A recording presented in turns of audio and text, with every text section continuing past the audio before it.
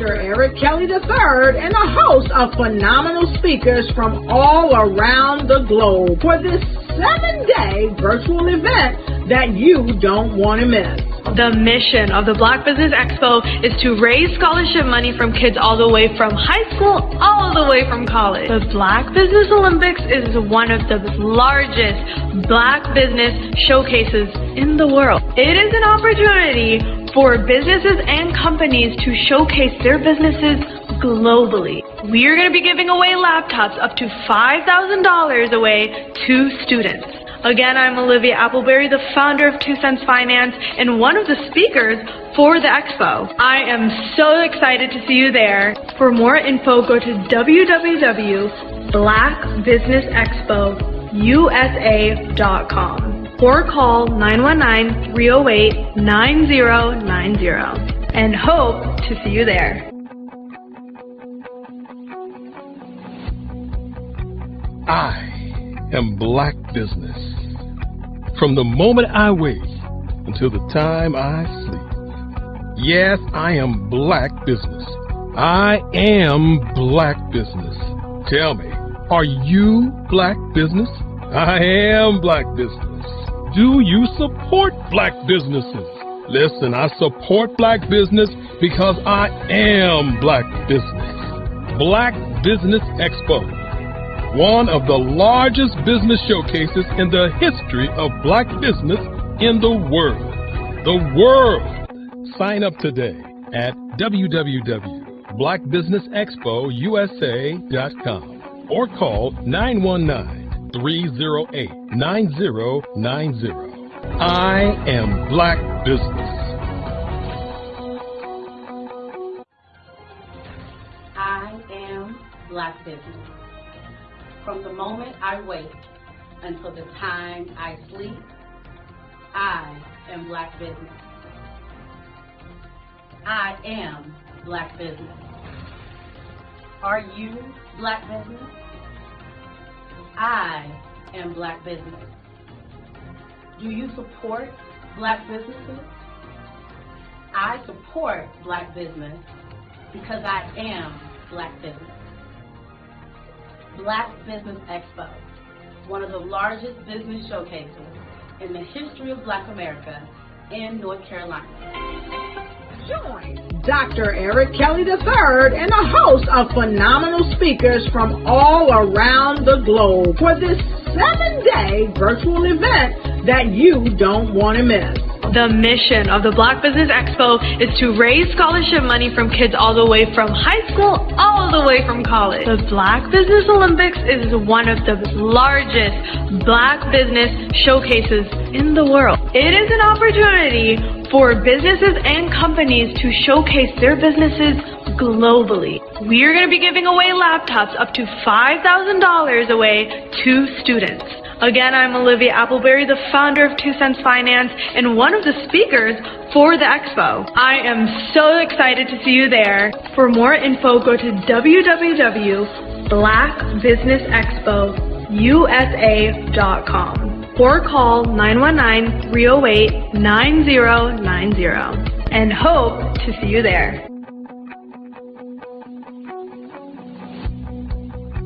I am Black Business. From the moment I wake until the time I sleep. Yes, I am Black Business. I am Black Business. Tell me, are you Black Business? I am Black Business. Do you support Black businesses? Listen, I support Black business because I am Black Business. Black Business Expo, one of the largest business showcases in the history of Black business in the world.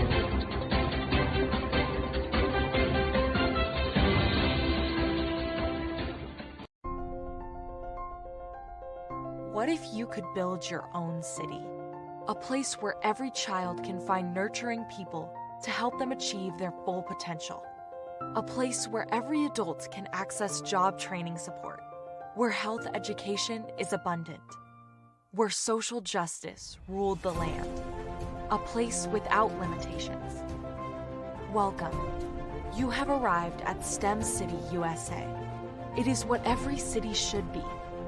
A safe and trusted community where you find people and resources to help you become everything you are and beyond. STEM City is unlike anything you have ever experienced.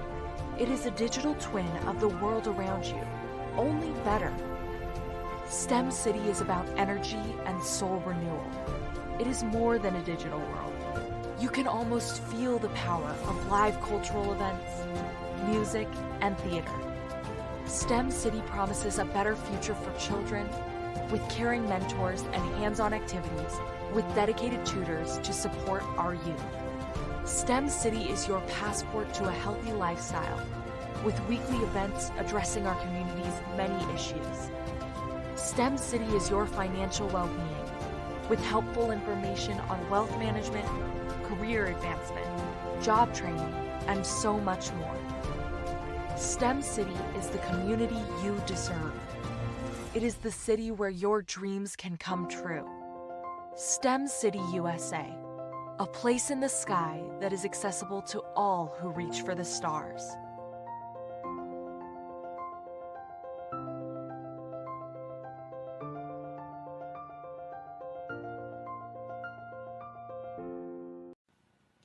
Hello, my name is Kiasi Helm and I'm 14 years old. I think my genius would probably have to be setting goals and achieving them. I say this because ever since I was young, I always wanted to be an author, and at age 11, I ended up achieving this. But not only did I end up becoming an author, I ended up becoming a public speaker, a publisher, a business owner, all these great things. The name of my business is Written by Kids Publishing Company. I decided to start this company because I thought it was important for me to help kids my age express themselves through literacy and just achieve their own goals. Because to me, achieving goals is the best thing in the world to feel. It's you just achieving things and aspirations that you set for yourself. And I know that everybody is capable of this because even if you don't end up achieving the goal, you still tried your best, and that's the most important thing. And everybody is capable of this because genius is common. Thank you.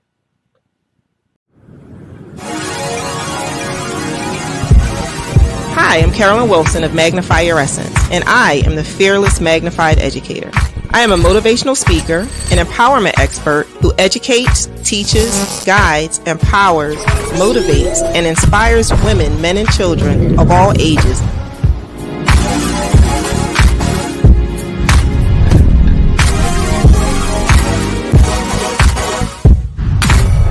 Help them to identify their life's purpose and how to break through their own barriers to overcome their number one culprit, fear. I'm the master of positive thinking and being able to strategically align your gifts and your talents with your purpose. On my journey to finding your true you, and I want everyone else to find it as well. It's not about me, it's about you. So I've come to learn that to whom much is given, much is required. That's why we're here today. I am the creator of the Magnify Your Essence blog, the Women on the Moves Empowerment Network, the Power Hour Empowerment Series, the Beacons Light Women Retreat, and I host and sponsor the Philadelphia chapter of Survivors with Voices for Moving the Mass monthly series, including the Celebrating You Women's Conference. We want to be leaders, right, in our community, and that's very important because I've come to learn that to whom much is given, much is required. As a survivor of sexual child abuse and domestic violence, I am all too familiar with letting things hold you back, as that was once me, where I allowed fear to keep me from moving forward, but not anymore. At the point to where I'm at now in my life, I'm free. And I want to help as many people as I can, because this is such a wonderful feeling. I want others to be free as well. So as long as you know that fear doesn't exist, then we're holding you back, right? That's how you can become a leader. That's how you can forgive. I want to equip everyone with the tools that they need in order to break those barriers, press onwards, and move mountains. But this is my passion and my purpose. Fear has no longer become a factor for me, and I want fear to no longer become a factor for you. It's my time to live. It's my time to fly. It's my time. I'm Ramon Ray, founder of Smart Hustle Magazine and smallbiztechnology.com.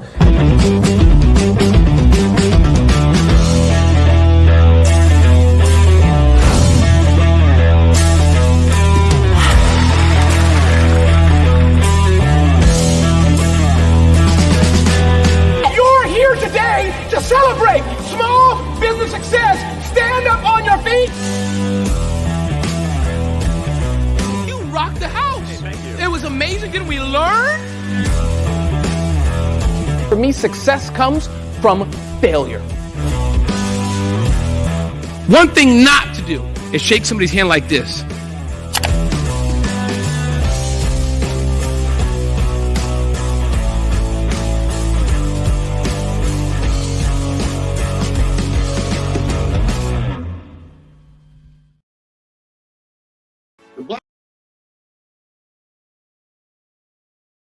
The Black Business Expo's mission is to raise funds for high school seniors going to college or K-12 entrepreneurs.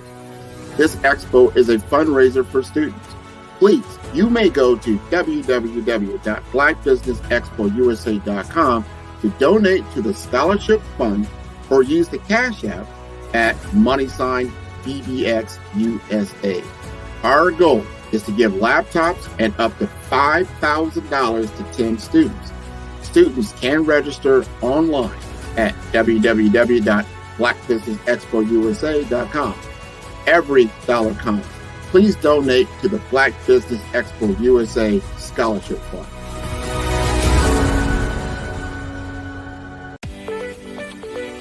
You are in the right place at the right time. The Black Business Network opens again for its Black Business Olympics, a 24/7 broadcast on business, strategies, global branding, social media marketing, finance, advertisement, and much, much more. Featuring the top, most powerful entrepreneurs and speakers and thought leaders from all around the world as they gather together for this phenomenal event. Join the Black Business Network streaming live into the metaverse, STEM City USA, Black Multiverse, Pod TV, Roku, Hulu, iHeartRadio, Apple TV, YouTube, TikTok, Instagram, Google Podcasts, Facebook, LinkedIn, IBM TV, Spotify, and Twitch. Tune in today and be a part of this amazing movement. The Black Business Olympics welcomes you.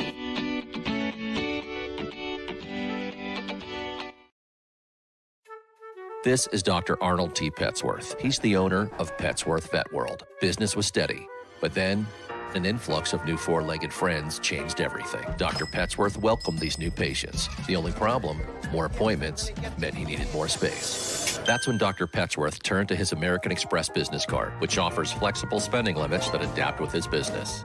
He used his card to furnish a new exam room, and everyone was happy. Built for Dr. Petsworth's business, built for your business, Amex Business.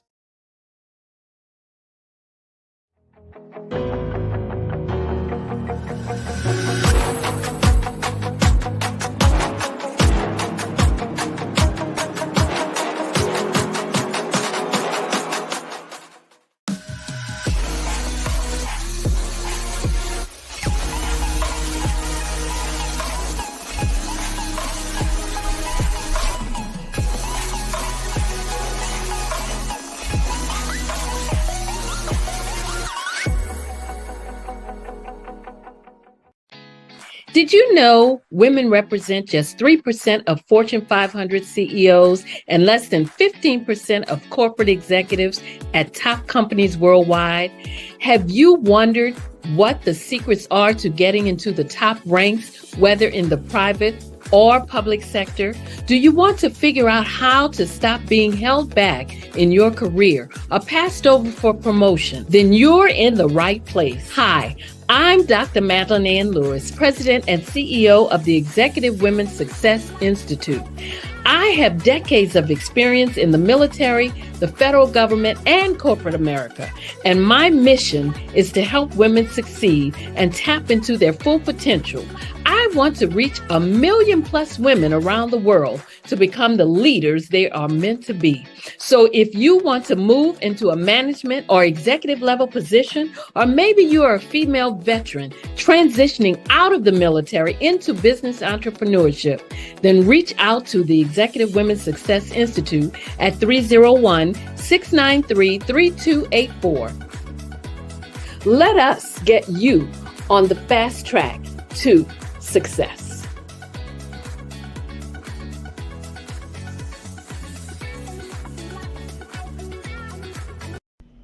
Why do I do what I do? You know, my life coach asked me that a few years ago. And she said, Tony, what's your why? And I told her, and she said, girl, you've already accomplished that. Perhaps you need a new why. Hi, Tony Harris, Amy Hoydu with Say It Said Marketing, one of your students. And just wanted to say thank you, Tony Harris, for spending so much time with me and giving me that boost in my business that I so drastically needed.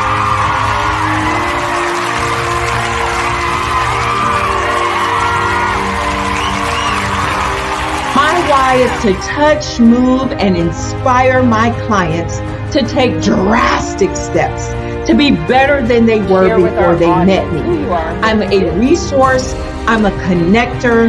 I want to help people build deeper relationships that are beneficial to their life and business.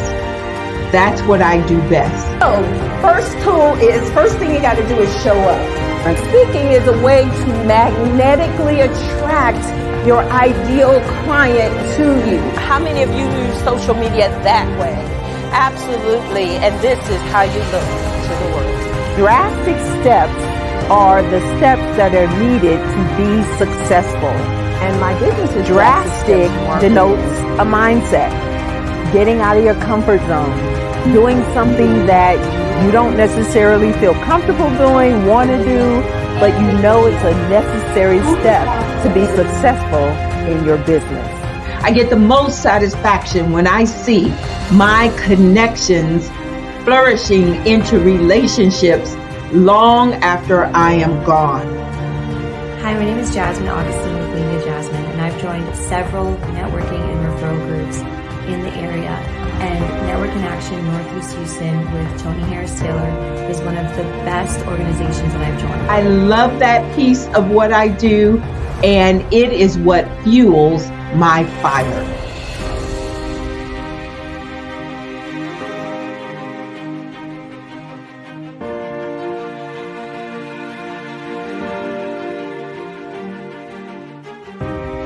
My name is Tony Harris Taylor, saying take a drastic step today for a fantastic tomorrow.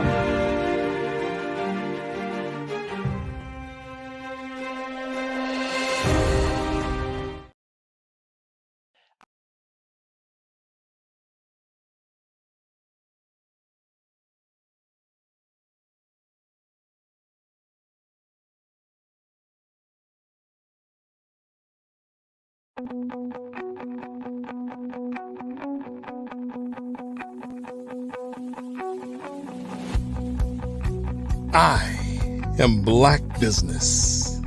From the moment I wake until the time I sleep. Yes, I am Black Business. I am Black Business. Tell me, are you Black Business? I am Black Business. Do you support Black businesses? Listen, I support Black business because I am Black Business. Black Business Expo, one of the largest business showcases in the history of Black business in the world. The world! Sign up today at www.blackbusinessexpousa.com or call 919-308-9090. I am Black Business.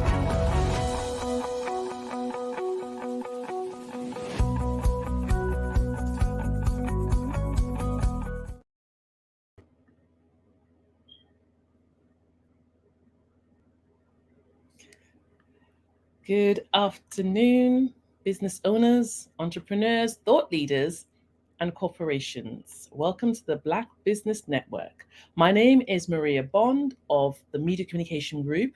I am your business moderator for this afternoon on the Black Business Network. The Black Business Network is a 24-hour business network showcasing Black businesses, business owners, entrepreneurs, and thought leaders worldwide. We have speakers from North Carolina, London, Singapore, Africa, Japan, and cities all over the United States. The Black Business Network is a global community sharing its business knowledge to empower, inspire, and educate businesses about businesses. And of course, our first speaker for today is Caroline Wilson, the Fearless Magnified Educator. Carolyn Wilson is the Fearless and Magnified Educator, a multi-award winning filmmaker, 5-time best-selling author, international motivational speaker, corporate events consultant, event MC and host, business coach, master resiliency training. She offers and transformational health and wellness lifestyle expert, featured on ABC, CBS, Dr. Oz, Huffington Post, and Women's World magazine, just to name a few. I present to you Carolyn Wilson. Hello. Hello. It's so lovely to be speaking to you today. I'm so motivated when I look at all your material online and, and just follow you and read some of your work. I'm really quite stirred at the moment. I'm quite looking forward to this talk, this discussion. Yes. So tell us, Caroline. I mean, goodness gracious me, there's some things that I've read about you where you mentioned your mission is to educate women, men globally on how to overcome fear and to live their lives fearlessly. Now, can you tell us a little bit about your story, please? Yes, absolutely. Thank you for taking the time. I know you're from over in London, so thank you for spending your afternoon with us. It's greatly appreciative, and thank you to the Black Business Expo for putting this together. But my story, it starts in a way of just wanting to understand your purpose in life. I'm a survivor of many things, but it's like you heard my bio, you heard the accolades, and that's not really to impress upon anyone, but it's just to let you know what God can do. I'm a survivor of sexual child abuse by my biological father, and that led to a gamut of things in my life that would basically take people back, allow them to fear the things that are in them, saying, well, I think I can do that, but no, I can't because this happened. Well, I was abused. Well, I was in domestic violence relationships. Well, I was homeless. Well, I was on welfare. Well, I had children. Like all of those narratives really permeates in our spirit, and it translates into everything that we do. It translates into how we show up for our family, how we show up for our businesses, how we show up in our jobs, just how we show up in general. So I really, really wanted to, as I was trying to work on myself, and I asked God, be careful what you ask for, because God will give it to you. It may not be in a bright, pretty bow. Like, here you go. Here's the solve, everything that's solved. And it came to me in a way where I had to really do a lot of introspection and a lot of work on myself to really, truly, as I like to say, release a lot of all of that residue that was on me that truly, Maria, didn't belong to me. Those things were of other people, but I chose to carry them. Once I decided to release those things and let them go, it allowed me to really become more freer. It allowed me to have this whole continence about myself and just everything, where it's like, wait a minute, if I'm feeling like this, it's almost like Oprah. Like, I need you to get this, you to get this, you to get that. I need everyone to really understand the power of when they truly, truly understand their story and their narrative without shame. Joyce Myers has a quote, and I love it. It's like, you can be powerful or pitiful, but you can't be both. And so a lot of times with our stories, with all the things that I just talked about that happened to me, that's the part that I can hold on to and remain pitiful. See, but my bio is my power. Because that's me. That's innately who I am. God has already designed me to be that way. It's just that it was covered by all of the other stuff. And I allowed it to become my narrative. And I made a decision that that's not going to be the way I live the rest of my life. And I want to show other people how once they tap into this power, anything and everything that's destined for them, the world will literally become their oyster. And it's a better place and space to be. I know personally, so I'm not going to tell someone or show someone something that I didn't go through on my own. So Totally understand that. And it takes great strength to deal with some of these issues, because many people want to hide it, and they want to avoid it, and hopefully it will go away. That's usually the mindset. But Yeah. to be able to face it and realize that actually it's about managing fear, managing pain as well, isn't it? Yeah, Now you no, said it is. it is, yeah. You said something really interesting. You said your bio is your power, and many people are afraid, aren't they, to talk about some things that seem like a stain. What opportunities came out of that? Because obviously, the drastic situations you went through would have deepened your eyes. You would have seen and known, and it would have been something to get together. So what opportunities came out of that then? Wow. Yeah. Thank you for bringing that up. And that's why I said the world will become your oyster. I literally, in the process. So one of the things that is so interesting, my domestic, my abuse from my father was the foundation that led to the domestic violence, right? Statistically, that's usually what happens. And that's what happened in my case. But it's ironic how the power that I gained in the fight that I had to do with my domestic violence scenarios and going to court and just fighting for what was right. Yes. That prepared me for my next battle. And that was to address the issues with my father. Yeah. I had found out, like I said, I prayed for something. I kept asking God, something doesn't match. Like at this point, I had all these other accolades. So of course, that's my business resume. But then of course, I have my professional resume, serving on boards and, having my MBA and, being in leadership. So I have that background as well. Right. Yeah. But that background that I had didn't match the life that I was living or how I felt because of the other stuff. And I kept praying to God. I said, God, this doesn't make any sense. Here it is, you putting me at the table. I don't understand why I'm at the table, but I'm going to sit at the table and I'm going to pay attention. But you sat me at this table, and I'm at the table with dignitaries and lawyers and officials, and I'm making changes for my city and, helping change laws and I'm really doing some monumental things because it was all for me. It was service, because service for me is everything. To whom much is given, much is required. And so I'm in this space and I'm like, well, God, I still feel like this 18-year-old that's how I felt. Like that was on welfare, that didn't really have a purpose. But yet you have me in these places and spaces, and I don't understand why. I make it make sense. And so he made it make sense. and it was kind of like, okay, daughter, you asked for this. How bad do you want it? How bad do you want this freedom? How bad do you want this? So he gave it to me on a platter. Once again, it was not in a pretty bow. It was, you've been wondering about your father. You've been wanting to know this questions why. So he presented it to me. He presented it to me in a way that I would not have wanted anyone to have experienced what I had to go back through to readdress. I had buried this stuff. Like you talked about, people bury stuff and they don't talk about it. It was 30 plus years. I never talked about it again. I talked about it. I acknowledged it. Okay. I was transparent about it, but I wasn't vulnerable about it.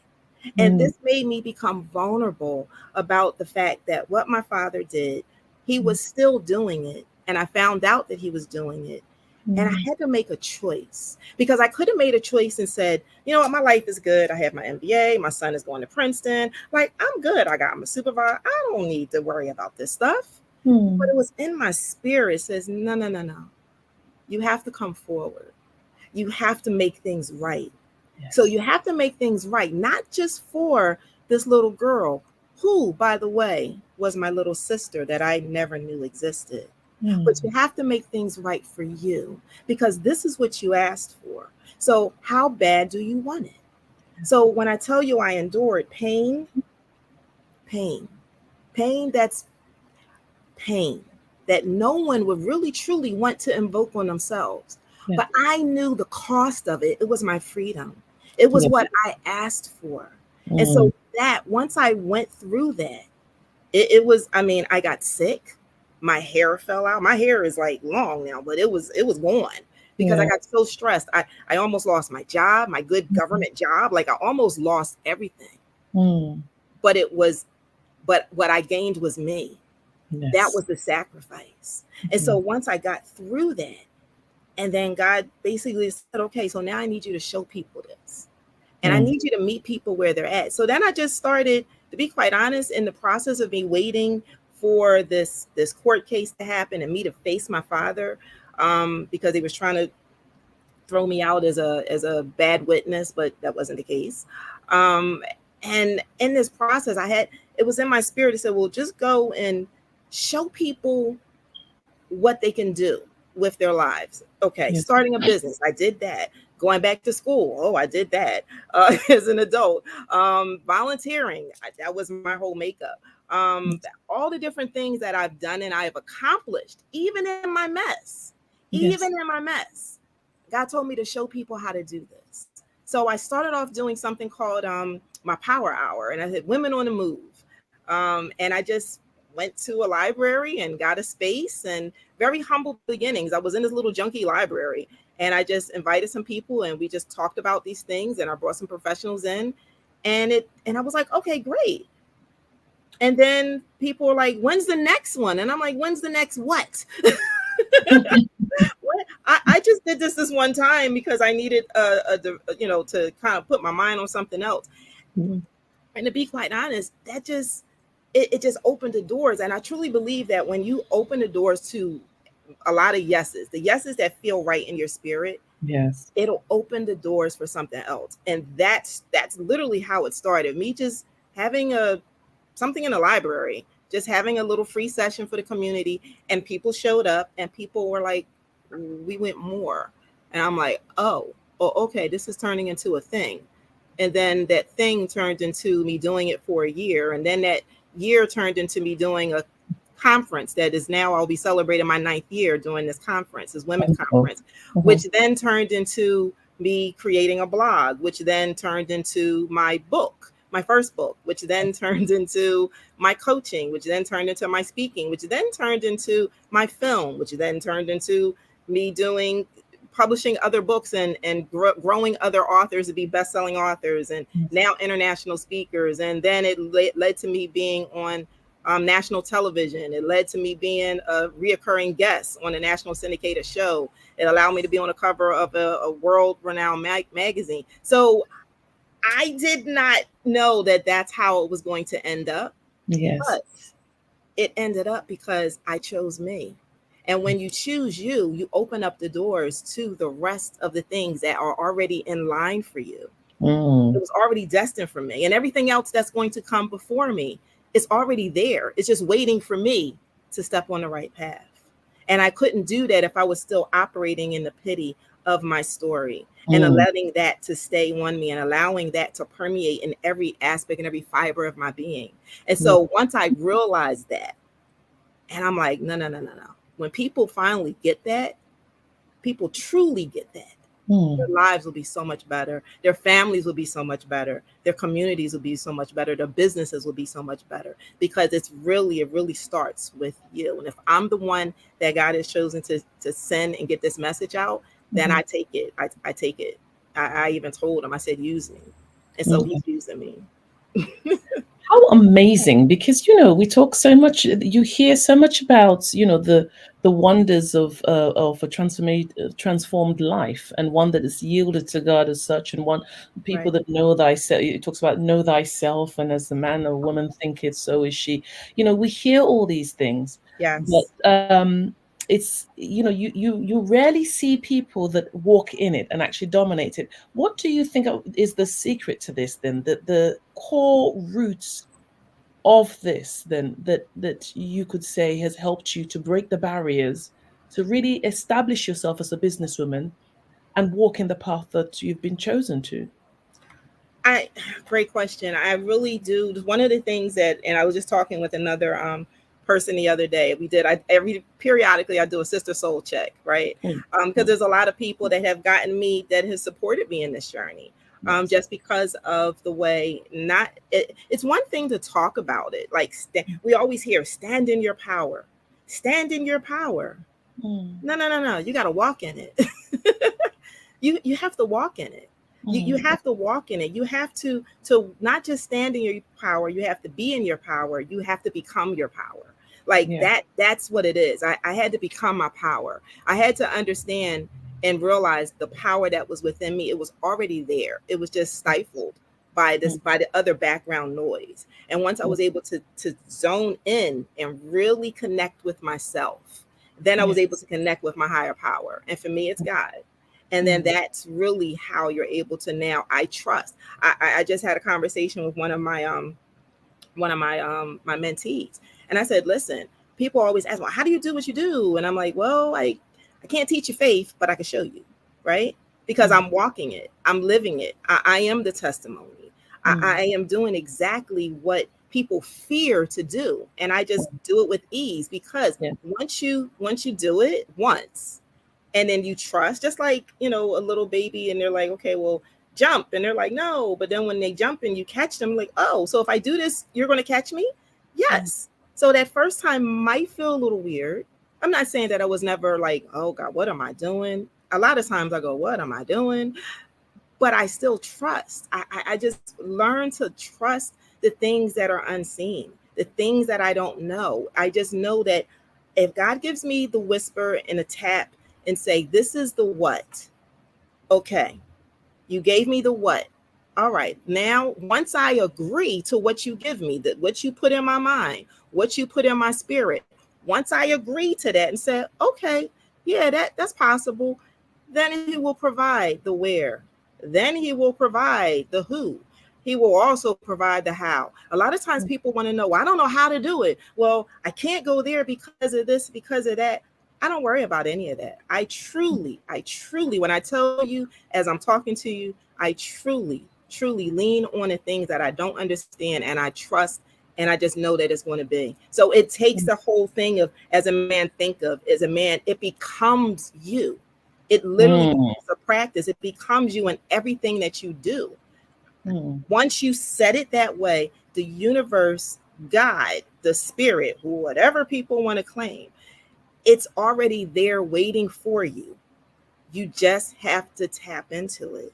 And once you do, everything is already set.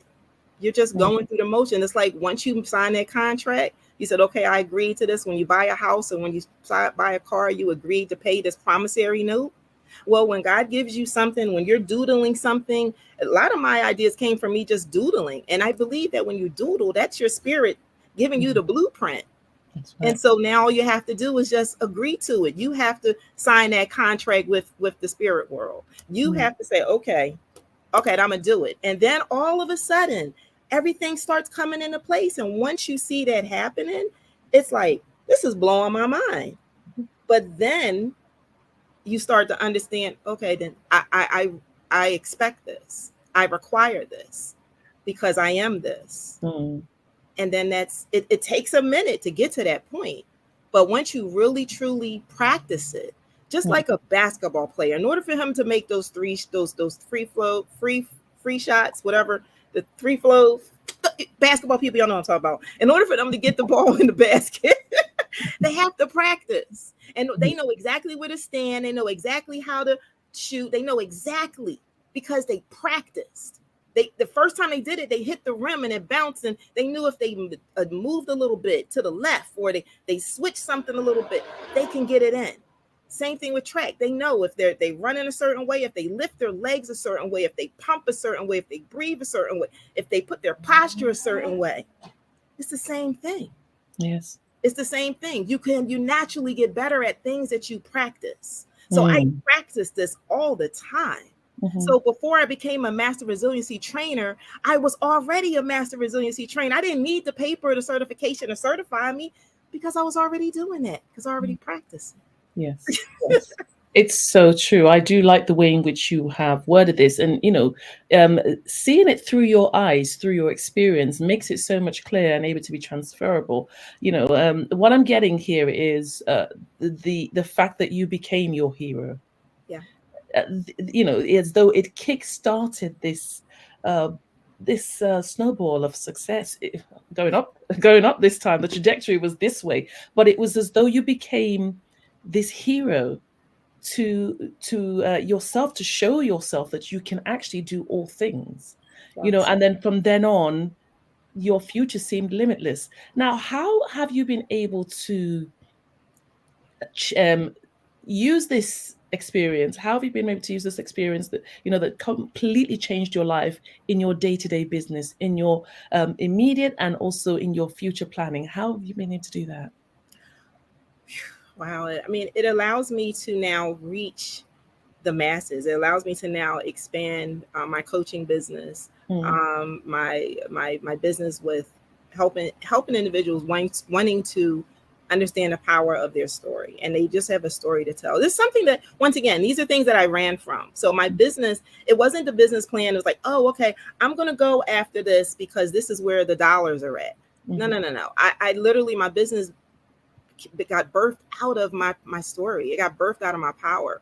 And when people, it's like when you become this way, people see it and they're attracted to it. And they're like, wait a minute, I need to understand. I need to be like this. I need some of this. Yes. I have a story. And I became clear on my position. Like, what I do is it's ministry. Let's just put, call a spade a spade. It's ministry, right? Yes. But it's ministry in the marketplace. So I have to be where people are. And for a good while, like, people would come to me and they'd hear my story, and then they felt comfortable to now finally tell me something that was in their deepest, darkest secret, something that needed to be released and free. And so for a while, I didn't know what to do with that. Because I'm like, okay, I'm not a counselor, although people think I am, but I'm like, no, I'm not a counselor. But I can guide you in a different way. And so God showed me now how to allow people to just, once they're able to tap into that space of owning we hear this thing about knowing your why. Okay, well, knowing your why has to do with knowing your what. Knowing your what. And so once you're able to really extract from that, it'll allow you to really focus on your why. So that's what I've been able to do with my coaching business, and with now allowing, creating these authors now and watching them grow. I'm just their stepping stone for them, watching them grow and now untap this innate awesomeness that was already inside of them. It's so many names and so many people that even that I coach officially and unofficially that I don't even know, the people who watch me, the people who've been impacted by me. And to me, it doesn't even matter, because if that's what the mission is and that's what's supposed to occur and what's supposed to happen, then that's it. So it's literally, it has allowed me to grow it in a way that God sees fit. I mean, it may not be the right business aspect, thing, but for me and where God is directing me personally, it allows my business to grow in a heart-centered way. Yes. It's at the end of the day, you said, you mentioned about, it's not so much about knowing the why, it's knowing the what, and then the why will then find it. It's quite a different approach, because we've always heard, it's knowing the why. You've got to know why you're doing what you're doing. But I guess in the end of the day, you could say, well, I'm doing it for this reason, or I'm doing it for that reason. But if you don't even know what you're doing, how do you write the vision? Right. How can you write the vision? Okay. Like, I'll give you an example. So, like, it's so bizarre. When I got on Dr. Oz, and people thought that it had related to, my abuse and all the other stuff. And I'm like, no, it had really nothing to do with that. It really just because I knew my what at the time. My what was, I was about to turn 50. This was a few years ago. I was about to turn 50. I was, not happy with my weight. And I just was like, you know what?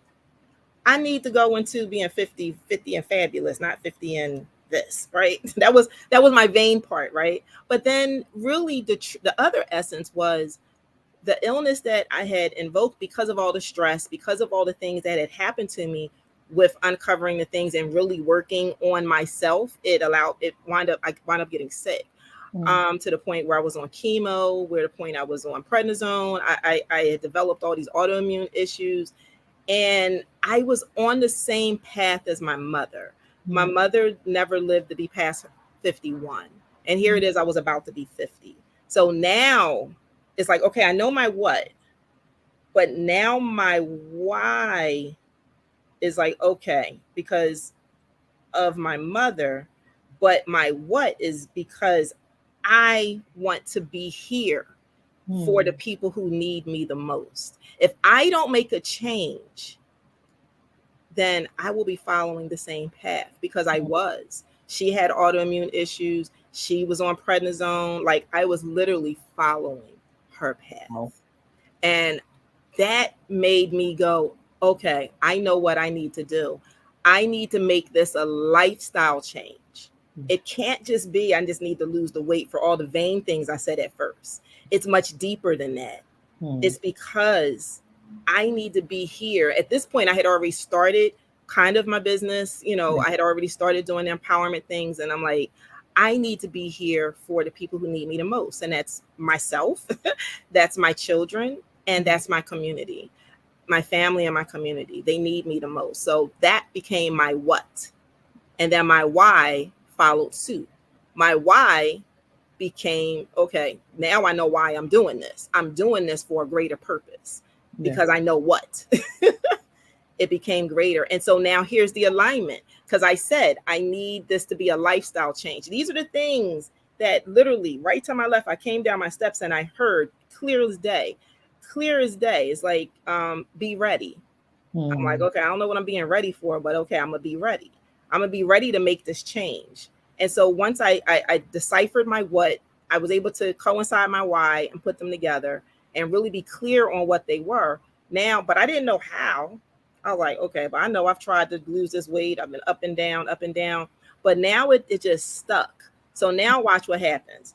Now I get something from the Dr. Oz show saying they were looking, watch this. They were looking for people who wanted to go into 2020, losing at least 20 pounds and have a new lifestyle. I said, oh my gosh, this is for me. This has me written all over it. So I said, okay, sign me up. How do I do it? So I inquired. I reached out to producer. It was just that simple.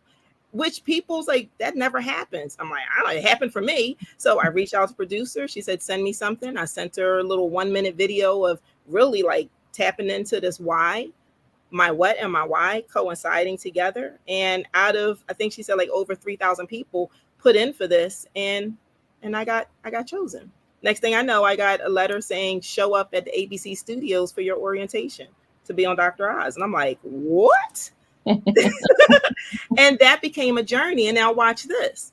When I first got there, you know, I was put in the back because I wasn't the largest person there. But so, you know, everything is aesthetic. So they had everyone in the front. They were larger. They put me in the back. I was in the back, all the way in the back. So you never really knew that I was part of the show. See, but watch what God does. See, those who are last become first. I was the only one to lose the 20 pounds. I was the one who they start doing segments around me. I was the one they kept bringing back. I was on there for 3 seasons. Wow. So, and then while I was on there, now I'm able to really tap into, okay, it's deeper than just losing this weight and doing fasting and figuring out what you're going to eat and exercising and things of that nature. And so on that very last time I was there, right before, matter of fact, my last time on set was right as the world shut down. They were the last production in the last studio in production. Everything else in New York shut down, except for this show. And I was there for the very last taping of anything in New York. And I was able to, you know, and I said this one thing. I said, well, I knew my why, right? You talk about your why. And then Dr. Oz says, so what's that? So now I can tell the world my why. And I can tell them about me being abused. And I can tell, and to my surprise, they let that stay. See, because it was already destined to be that way. Yeah. Most definitely. The steps of a righteous person is definitely ordered. Definitely ordered. What are some of the unique challenges you faced as a woman entrepreneur, a woman in business? Like other women, sometimes being seen as respected as a valid person coming to the table, right? Yes. Because when you're the only one of color, when you're the only woman, a lot of times it looks and feels differently. and the expectations that come from you, or the way they look at you is different. So sometimes those are challenges, but I'm always up for a challenge because I'm like this. If you brought me to the table, I'm here for a reason. So I still serve on boards, and I am the only woman of color. I'm usually the youngest person, and I sit there and I listen to everything that they say. And I invoke and I give them a perspective because I listen. I like to listen. A lot of times, I've learned in the process too, when we do things, we need to learn to listen, to respond, and not react. See, the reaction comes from a lot of the trauma that you've been through. When someone says something and you come right back at them, no, that's because something triggered you for you to snap like that. Yeah. But that's when I get to a point and I'll sit back and I'll just listen. Yes. Listen. Because now I get to listen, and then I get to determine whether a response is even required. True. Oh my goodness. Yeah, because sometimes it is and sometimes it isn't. But when the words that'll come out is going to be powerful, and it's going to give them a perspective. Because a lot of times, sometimes, like I said, being in business and then being in these spaces and places, being a woman entrepreneur, being a woman of color, like I said, it does have when you're in a non-color world, right? When you're doing business in that aspect, their expectations of you, it's like, okay, you're here. It's almost like you're kind of maybe a token, but maybe not. But then when you're able to present yourself that you're their equal, it's like, oh, okay. You do know what you're talking about. Oh, you do have value. You do have something. Yes, I do. Because I don't have to prove myself. I'm already at the table. That's proof enough. Exactly. Exactly. That's proof enough. If I'm at the table, I've already earned my rights to be here. So I don't have to prove anything. And a lot of times we try to prove that, okay, I belong here. I belong here. No, just be. Do you think going through the process of introspection, understanding yourself and strengthening yourself to become not just a champion for yourself, but also a champion for many others, helped you with being able to manage yourself in that environment? And how did it? Gosh. Yes. Because like I said, this has been a long work. This has been a work. I had to do a lot of work on me. I'm just going to be honest. I had to do a lot of work on me. Yeah. And I'm still working on me. It's an ongoing thing. I learn new things about myself all the time, right? Because I still have a lifetime to go. I have a lifetime of things to undo and a lifetime of things to learn and now remaster, right? So yes, I have learned in the process, because I have, like I said, another person, when I did the Sister Soul check on, she used to always say, she's like, Carolyn Wilson is a force to be reckoned with. Yeah. And I used to go, who? You talk about me? I was like, okay, all right, yeah, But it wasn't until, like I said, when you start digging and you start really working on yourself and you start going, I was like, oh, okay, yeah, this does make sense. Yeah, I am a force to be reckoned with. Nice. However, I don't have to come at you like, yeah, don't you know who I am? No, no, I don't have to do that. It's because it's not required. My who I am is going to precede me. You're going to know who I am before I even walk in a room. Yeah. You're going to know who I am once I'm in the room. You're going to know that I was there even when I left the room. There's going to be a difference. There's going to be a shift in the whole atmosphere whenever I show up. Yes. So I don't have to remind you who I am. I just got to be me. And you'll know. You'll know. It does mention that, in a wise book, that he or she who has no control over their emotion is like a city without a fortress. So, this goes back to some of the things that you said and gives us a different and fresh perspective on business, on entrepreneurship, on the aspect of fear and the limitations that prevent people from succeeding. Yes. And it seems to me you've approached it from a very different, because often it's very regimental, it's very textbook, but you've looked at it more from an internal perspective where you have to sort of do a lot of soul searching, understand who you are so that you can be strong enough to stand. Yeah. But the thing is, people don't want to hear that. They don't want it. They want the textbook stuff, but that's what happens. So yes. And as we are here, so listen, I'm just so excited that here you go, you're back. So I was trying to fill a gap in a little bit. So, but no, you're correct. You know, and having my MBA, you know, I had to go through a lot of textbook stuff, and that's what we want. We want textbook stuff. We want how-to manuals. Oh, I'm kind of giving you a how-to manual, but it's not the manual that you want.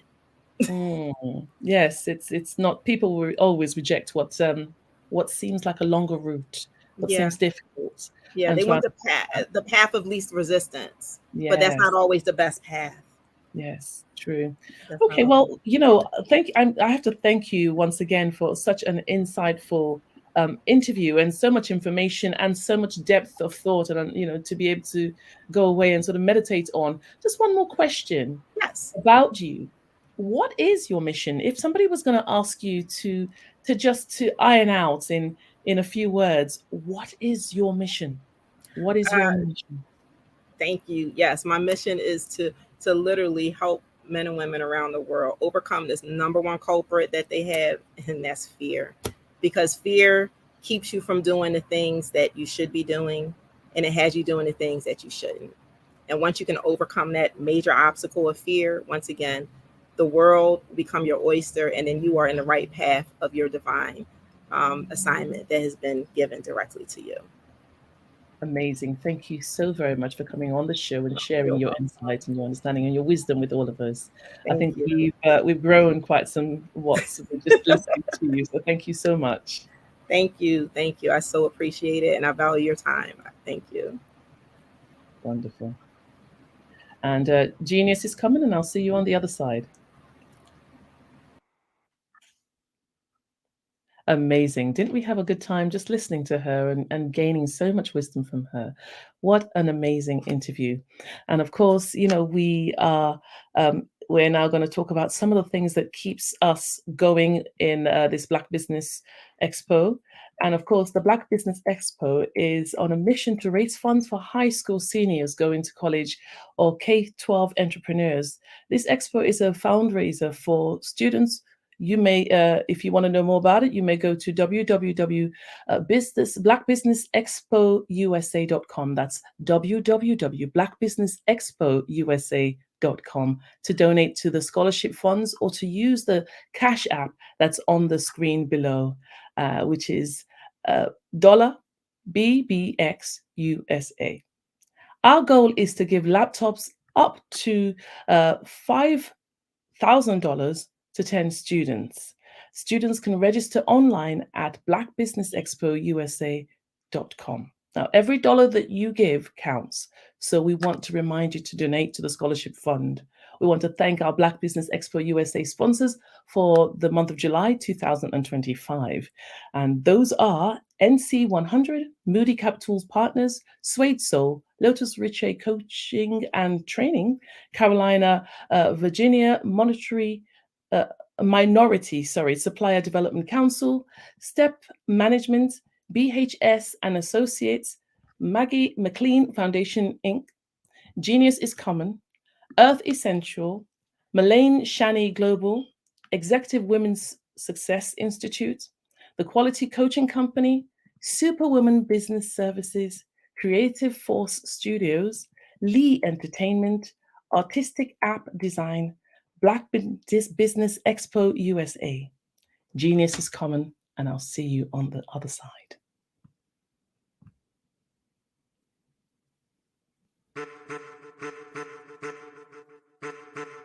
I am a child of the Most High God. He has gifted me in ways that I could not even imagine and didn't know.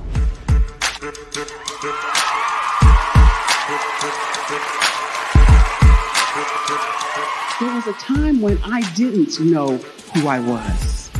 I listened to other people tell me who I should be, what I should do. I listened to people telling me that I should be a boutique owner, that I should be a construction manager, that I should be a laborer.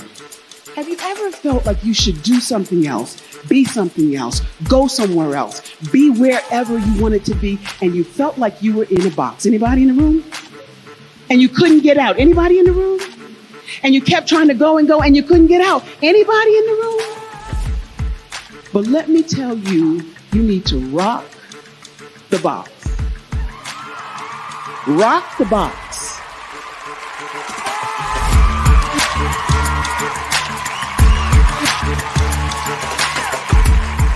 I am engaging, inspiring, and empowering.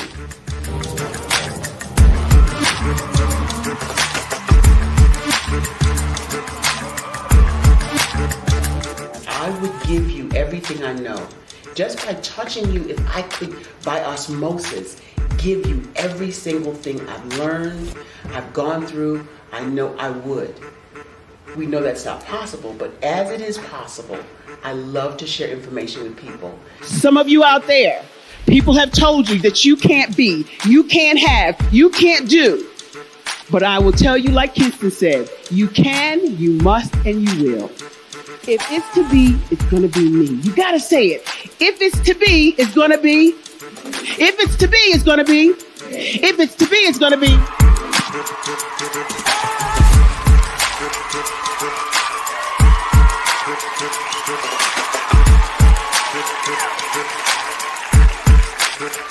Barbara is because she believed what her mama said about her and not what other people told her.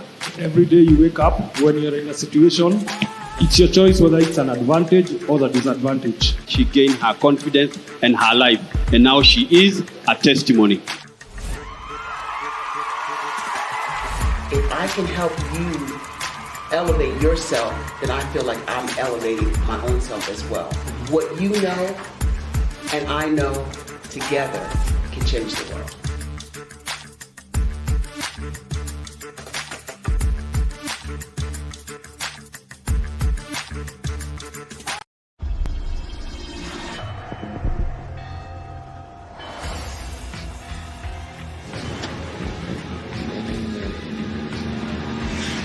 La connexion. La connexion.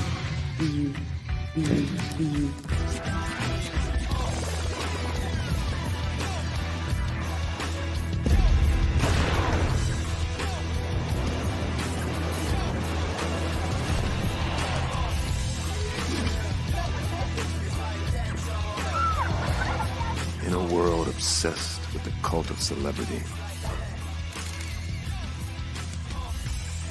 I challenge you not to aspire to anyone else's greatness, but instead strive to reveal and ignite the greatness within you. Are you serious? I totally think that's it. Hey. No! Hey! To me, sexy is a man that knows who he is and what he wants. He's comfortable. You look at him, you see him, he's just comfortable being himself. And you're like, Baby, be you. Be you, baby. Just be you. I like it. Introducing the Be You collection, exclusively available at KMG Fashion Superstore.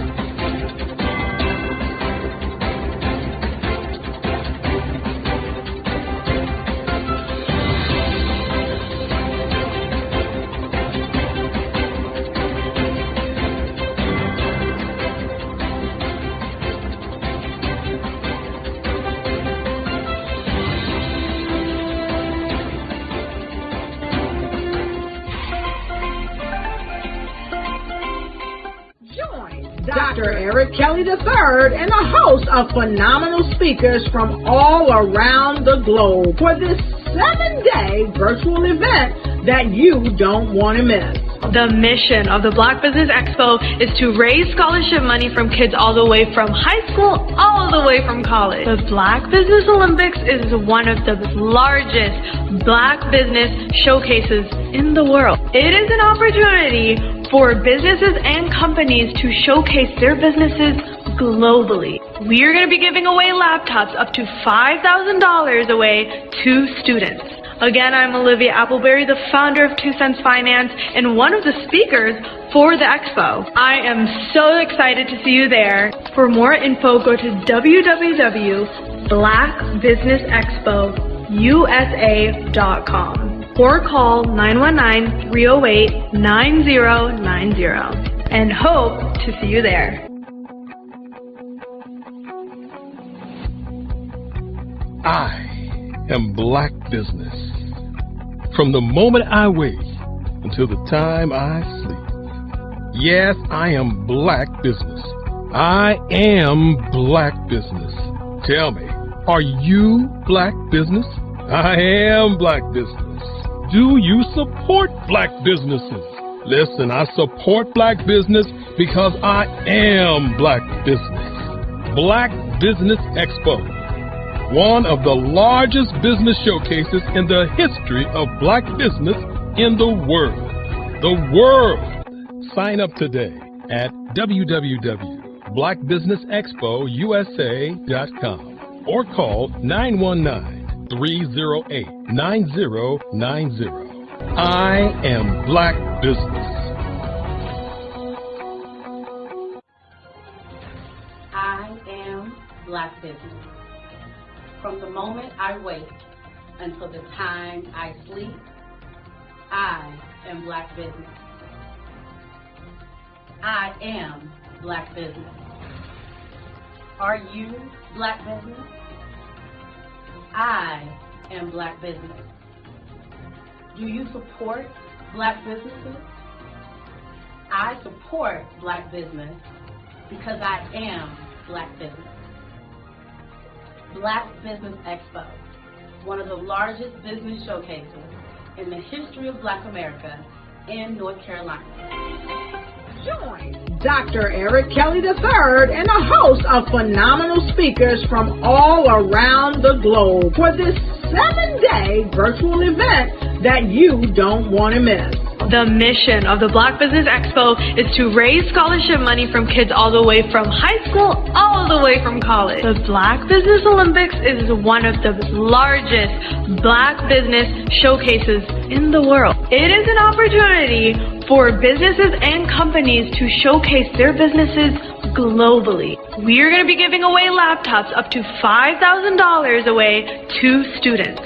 Again, I'm Olivia Appleberry, the founder of 2 Cents Finance and one of the speakers for the expo. I am so excited to see you there. For more info, go to www.blackbusinessexpousa.com or call 919-308-9090 and hope to see you there.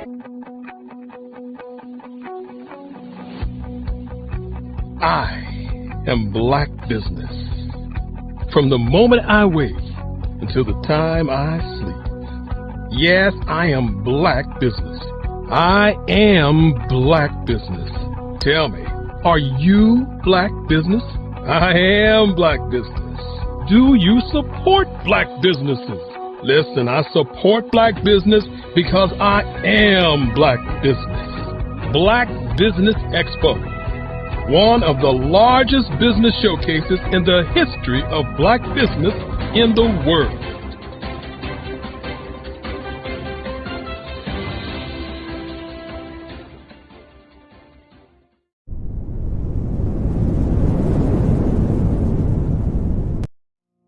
Did you know that approximately 333.34 million businesses exist today, according to a report from 2021? And you may be one of those businesses, or maybe you're not in the business market yet, but you're aspiring to be a business owner. Well, guess what? You're in the right place at the right time. Because let's face it, everything is about timing and opportunity. Hi, my name is Dr. Lotus Richey, and I'm the CEO and founder of the Lotus Richey Coaching and Consulting LLC, along with the Lotus Richey Ignite Show. 15 minutes of success with Dr. Lotus Richey, as well as books to boom your business and bring who you are. And today, I want to bring this amazing message to you about the Black Business Network and the Black Business Olympics. See, the Black Business Network and the Black Business Olympics is designed to help people just like you, that's right, that look like me, to take their business to the next level. Not just in your front yard or your backyard, but globally. The Black Business Network and Black Business Olympics is designed not to just help you survive, but to help you thrive. So join us today as we come together with businesses all around the world to support our students, our children, our young teens, our young entrepreneurs. What we do is we come together to help raise funds for students who are aspiring to be business entrepreneurs, who are aspiring and who are thriving in college. We endow them with a wonderful opportunity to gain scholarship of either a laptop or several thousands of dollars. And we invite you to help be a contributor to this amazing opportunity to help someone that looks just like you. So join us today at our website and let us connect with you and help you ignite and take flight in every area of your life on the Black Business Network and the Black Business Olympics. I'll see you on the other side.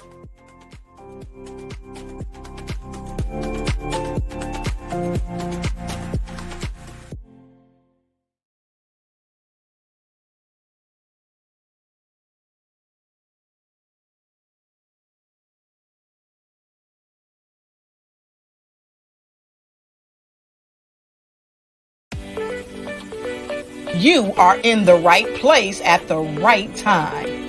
The Black Business Network opens again for its Black Business Olympics, a 24/7 broadcast on business, strategies, global branding, social media marketing, finance, advertisement, and much, much more. Featuring the top, most powerful entrepreneurs and speakers and thought leaders from all around the world as they gather together for this phenomenal event. Join the Black Business Network streaming live into the metaverse, STEM City, USA, Black Multiverse, Pod TV, Roku, Hulu, iHeartRadio, Apple TV, YouTube. Good afternoon, business owners, entrepreneurs, thought leaders, and corporations. Welcome to the Black Business Network. My name is Janet Butler, and I am the owner and founder of Crafted Right from the Heart LLC. I'm an author, a poet, a writer, an educator, and a motivational speaker. You can find all of me on social media platforms, all of my works, and my books can be found on Amazon. Simply type my name into the search engine. Now, today I'm your business moderator for the afternoon on the Black Business Network. The Black Business Network is a 24-hour business network showcasing Black businesses, Black owners, entrepreneurs, and thought leaders worldwide. Now, we have speakers from London, Singapore, Africa, Japan, North Carolina, Chicago, New York, Los Angeles, and cities all over the United States. The Black Business Network is a global community, sharing its business knowledge to empower, inspire, and educate businesses about businesses. So today, I will be doing a fireside chat with Mrs. Carolyn Wilson.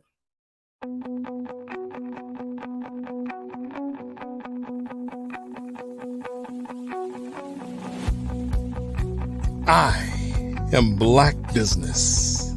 From the moment I wake until the time I sleep. Yes, I am Black Business. I am Black Business. Tell me, Are you Black business?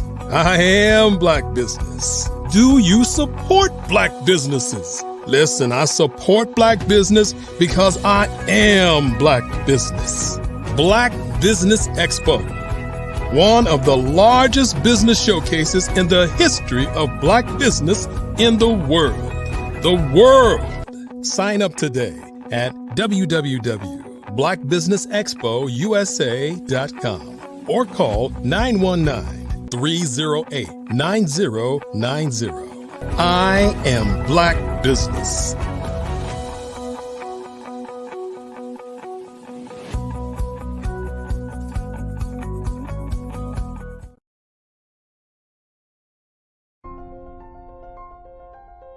What if you could build your own city?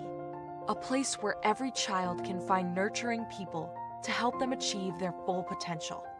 A place where every adult can access job training support. Where health education is abundant. Where social justice ruled the land. A place without limitations. Welcome. You have arrived at STEM City USA. It is what every city should be. A safe and trusted community where you find people and resources to help you become everything you are and beyond. STEM City is unlike anything you have ever experienced. It is a digital twin of the world around you, only better. STEM City is about energy and soul renewal. It is more than a digital world. You can almost feel the power of live cultural events, music, and theater. STEM City promises a better future for children with caring mentors and hands-on activities with dedicated tutors to support our youth. STEM City is your passport to a healthy lifestyle with weekly events addressing our community's many issues. STEM City is your financial well-being with helpful and Now we'll have Mrs. Carolyn Wilson. Please join us.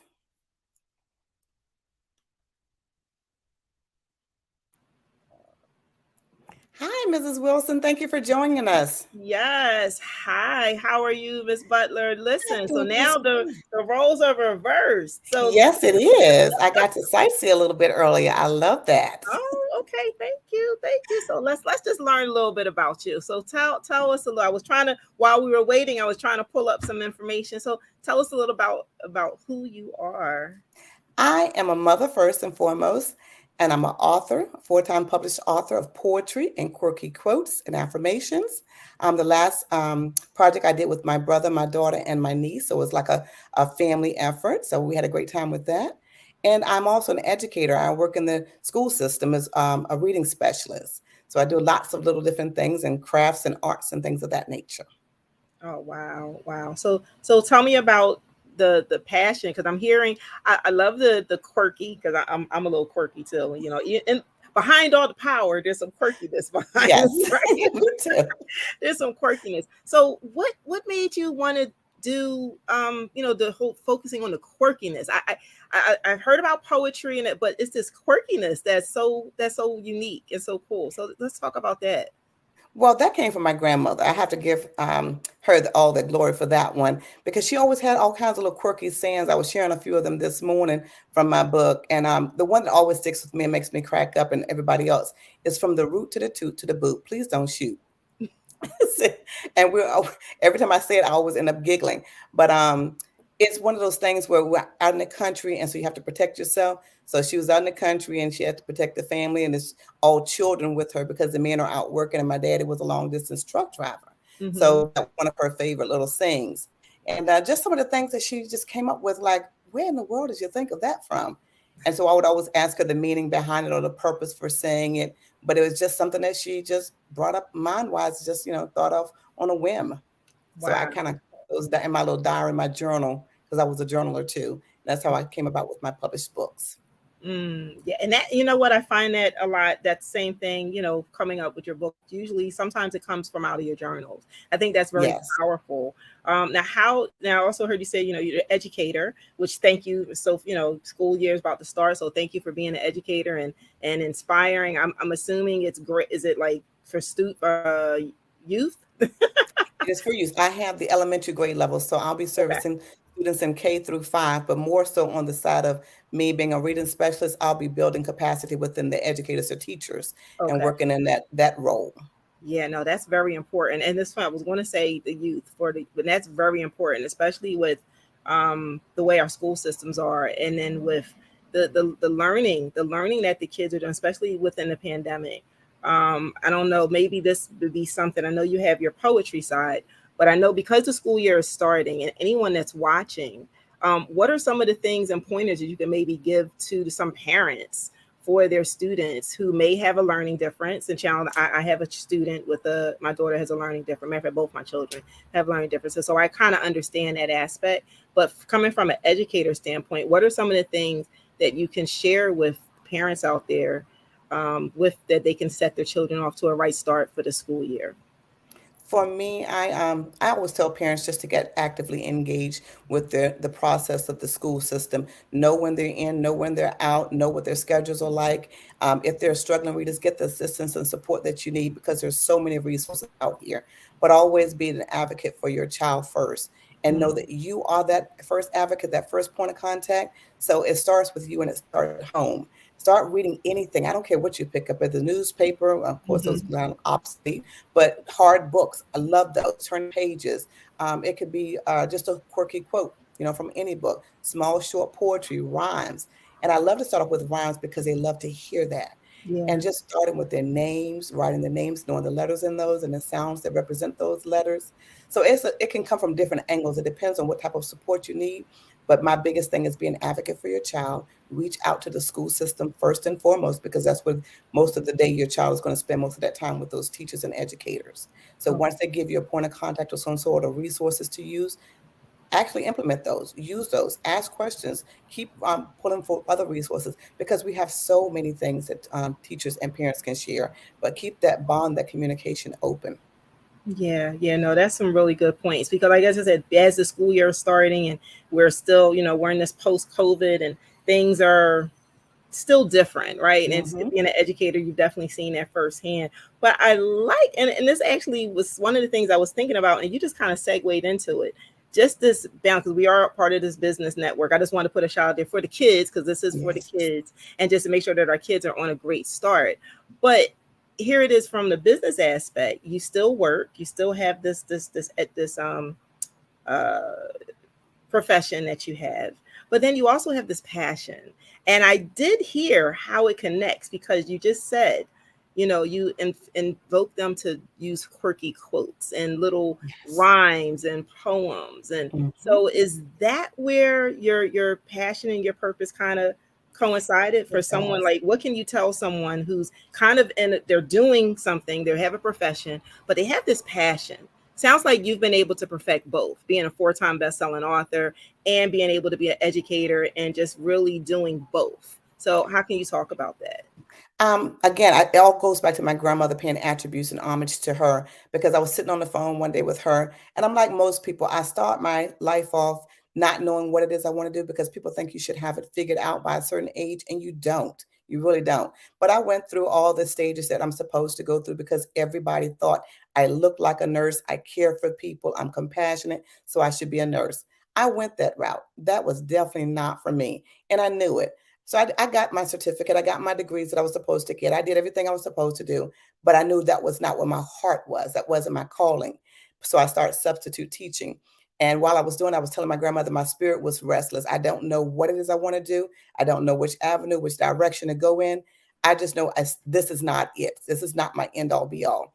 And so I sat out of school. I stopped. I said, I'm not wasting anybody's money. I've gotten a certificate. I've done the degree. I just have to sit out and really think about it. So she thought about it, I guess. And when she called me back or we spoke again, she says, I was thinking about what we talked about the last time. You love teaching. You love kids. You're already substitute teaching. And you love paperwork. I don't know who in the world loves paperwork, but I do. And she says, why don't you become a teacher? And it was like the light bulb went on. But then it went right out as soon as she said it and as soon as I accepted it, because I did not want to do another 4 years of schooling. I said, there's something has to give. And my thing is, I wanted to do it with fidelity and authenticity. I really did. And so I talked to my advisors and I went over there. I said, look, I really want to do this. I'm passionate about it. I love it. I'm already in the system. Do I really have to go through all 4 years? Is there some way that I can have some credits account and the on the job experience? And I was like, well, no, not so much now. You got to do da da da da. So I did the da da da da da. And I said, well, look, I said, it's still not working for me. I said, it's too many years. 4 years is just like a prison sentence to me in some ways. So I want to do it, but is there another plan? So let me come up with this. So I spoke to my advisors and I said, if I can hang on to about 28 to 38 credit hours per semester, are you willing to allow me to do that if I keep a certain grade point average, which was a 3.0? And she said, absolutely. And she just looked at me like, it's not going to happen because you're not going to be able to do it. Just the look. She never said those words, but she did give me the autonomy to do that. She overrode some of the classes, the hours and everything. And I went to college with 4 babies on my hip and not one of them belongs to me. I had my nieces and my nephews. I had them in the strollers. I had them walking beside me. I had my backpacks. I had the carry-on bags for them. I put them in the back of the room, told the teacher what was going on, that I was babysitting. My siblings needed this time to do what they needed to do, but I was bringing them with me. And if it was a problem for anybody in the classroom, by all means, let me know, and I would not bring them back. I set them in the classroom. They did what they were supposed to do. Our breaks, changed diapers, gave bottles, got my education, came out in a year and a half, and stayed on a 3.0. Wow. Yeah. Wow. I know that was a lot. That was a lot. Wait a minute. It almost sounded like me. I'm like, wait a minute.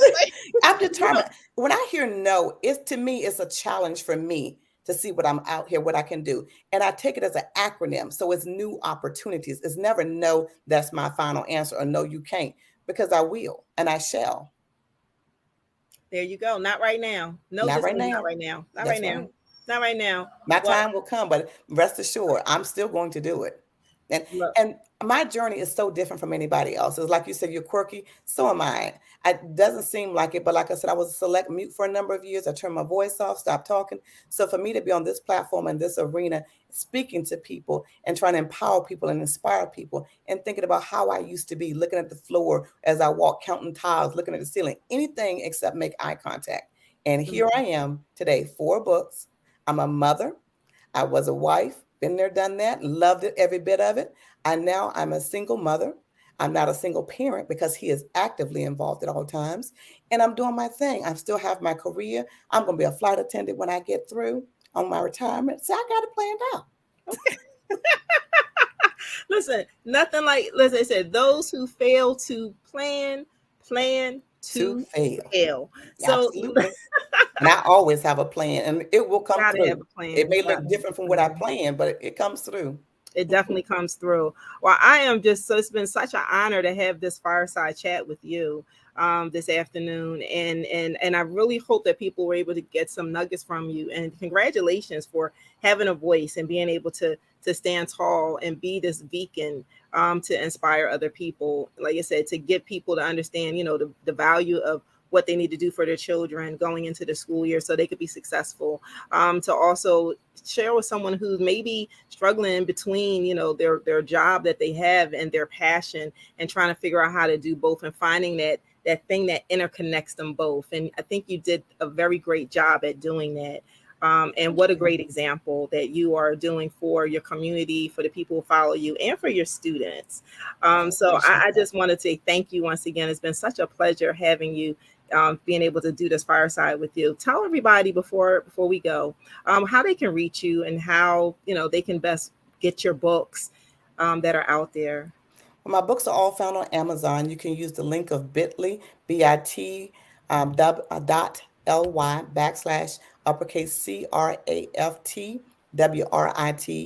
Craft Right. Or you can just simply type my name into the search engine once you get to Amazon, and all of them will pop up there. I'm also on Etsy, so you can go choose my name, or either you can do Craft It Right, and that also pulls me up on Etsy.com. Okay, awesome. Well, I know that you may continue, but I know that I will leave. So Genius is coming, and I know I'll see you on the other side. Yes, ma'am. Genius is common. And I thank you so much for having that time with Mrs. Carolyn Wilson. Today, we're going to bring on Mrs. Ida Marie Briggs. She is a multi-talented woman who expresses herself in many ways. She is an inspirational entrepreneur who designs clothes. She writes books and plays. She speaks internationally, and she's also a coach to many people who have experienced trauma and is on a journey now as she walks confidently in her direction of life on her destiny using what I got. She's also part of the Authenticity Facilitator with the Norma Hollis Group. She empowers people everywhere she goes, this time on purpose. Let's meet Mrs. Ada Marie Briggs.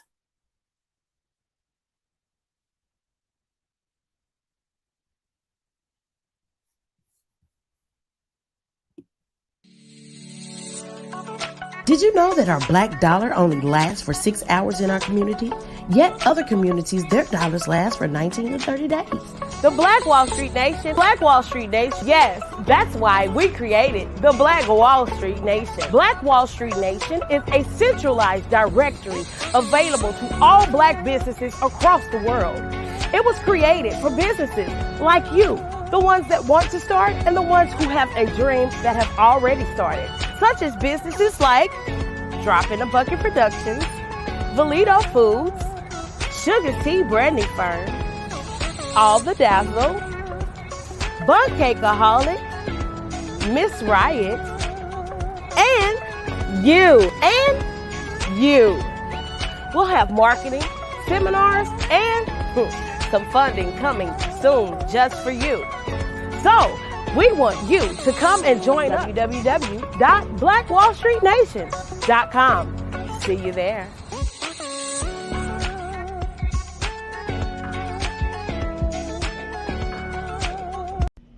Why do I do what I do? You know, my life coach asked me that a few years ago. And she said, Tony, what's your why? And I told her, and she said, girl, you've already accomplished that. Perhaps you need a new why. Hi, Tony Harris, Amy Hoydu with Say It Said Marketing, one of your students. And just wanted to say thank you, Tony Harris, for spending so much time with me and giving me that boost in my business that I so drastically needed.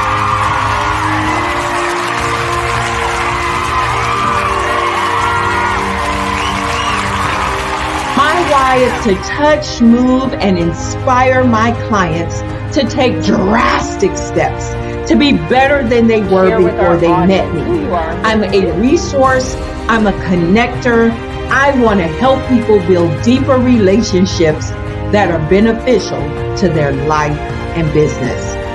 That's what I do best. So, first thing you got to do is show up.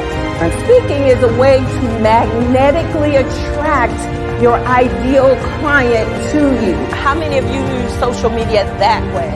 Absolutely. And this is how you look to the world. Drastic steps are the steps that are needed to be successful. And my business is drastic denotes a mindset. Getting out of your comfort zone. Doing something that you don't necessarily feel comfortable doing, want to do, but you know it's a necessary step to be successful in your business.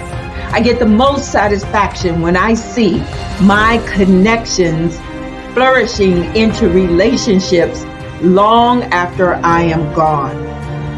Hi, my name is Jasmine Augustine with Media Jasmine, and I've joined several networking and referral groups in the area.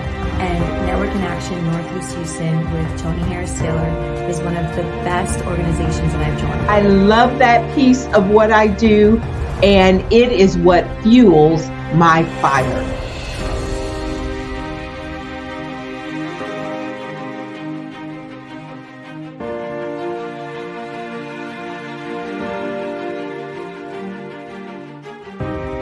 My name is Tony Harris Taylor, saying take a drastic step today for a fantastic tomorrow.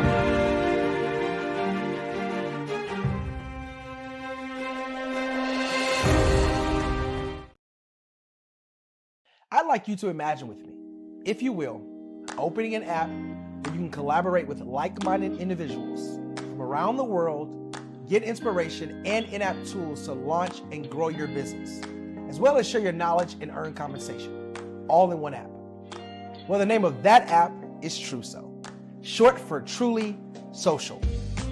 Hi, I'm Matthew Newman, the founder and CEO of Truso.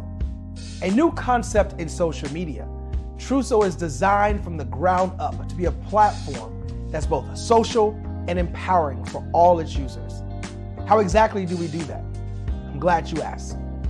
First, Truso brings the world together via video. Psychologists assert that video provides a significantly more effective connection than audio only. When you enter a community on Truso, you're face to face. Second, on Truso, you don't have to have 1 million followers to monetize.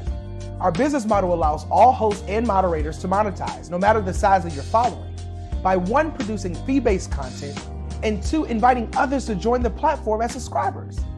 Even more, Truso has an in-app resource library with over 100 free resources, forms, and documents to help you build your brand and grow your business. Third, Truso is inclusive. The deaf and hard of hearing communities make up 360 million people worldwide. Unlike audio-only apps, Truso embraces this community, providing a networking platform that allows them to participate via video and closed captioning. We even have a deaf and hard of hearing foundation in the works as well. Fourth, Truso is both social and safe. We refer to Truso as a virtual extension of the beauty shop, barbershop, and brainchild of the community. A place where there's laughter, along with wisdom, growth-oriented conversation, and genuine connections in a safe space. Truso even has proprietary security to ensure we maintain a safe environment for everyone. Where are we at now? Truso is live, y'all. We've launched in beta and we're acquiring users daily. We have an incredible development and marketing team, plus amazing celebrity influencers at the table, helping us spread the word around the globe, beginning within the African diaspora and beyond by creating a safe space for growth, connection, and collaboration. We're truly excited about Truso. We've created something special for which there is a global market. And we invite you to embark on this journey with us as a shareholder. The future for Truso is truly bright. Join us and let's go there together.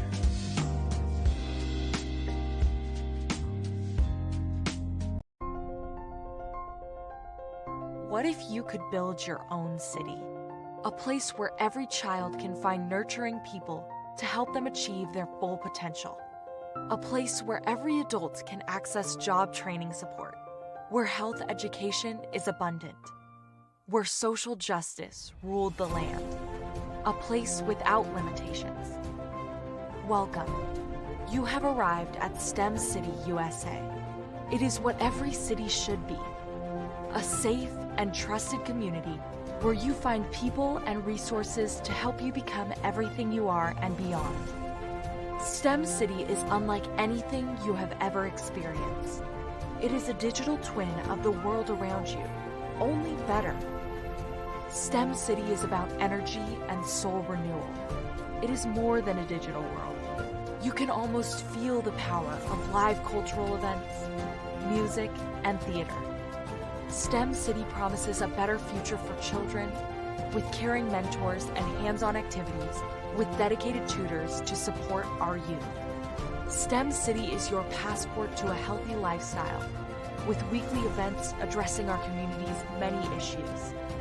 STEM City is your financial well-being with helpful information on wealth management, career advancement, job training, and so much more. STEM City is the community you deserve. It is the city where your dreams can come true. STEM City USA, a place in the sky that is accessible to all who reach for the stars.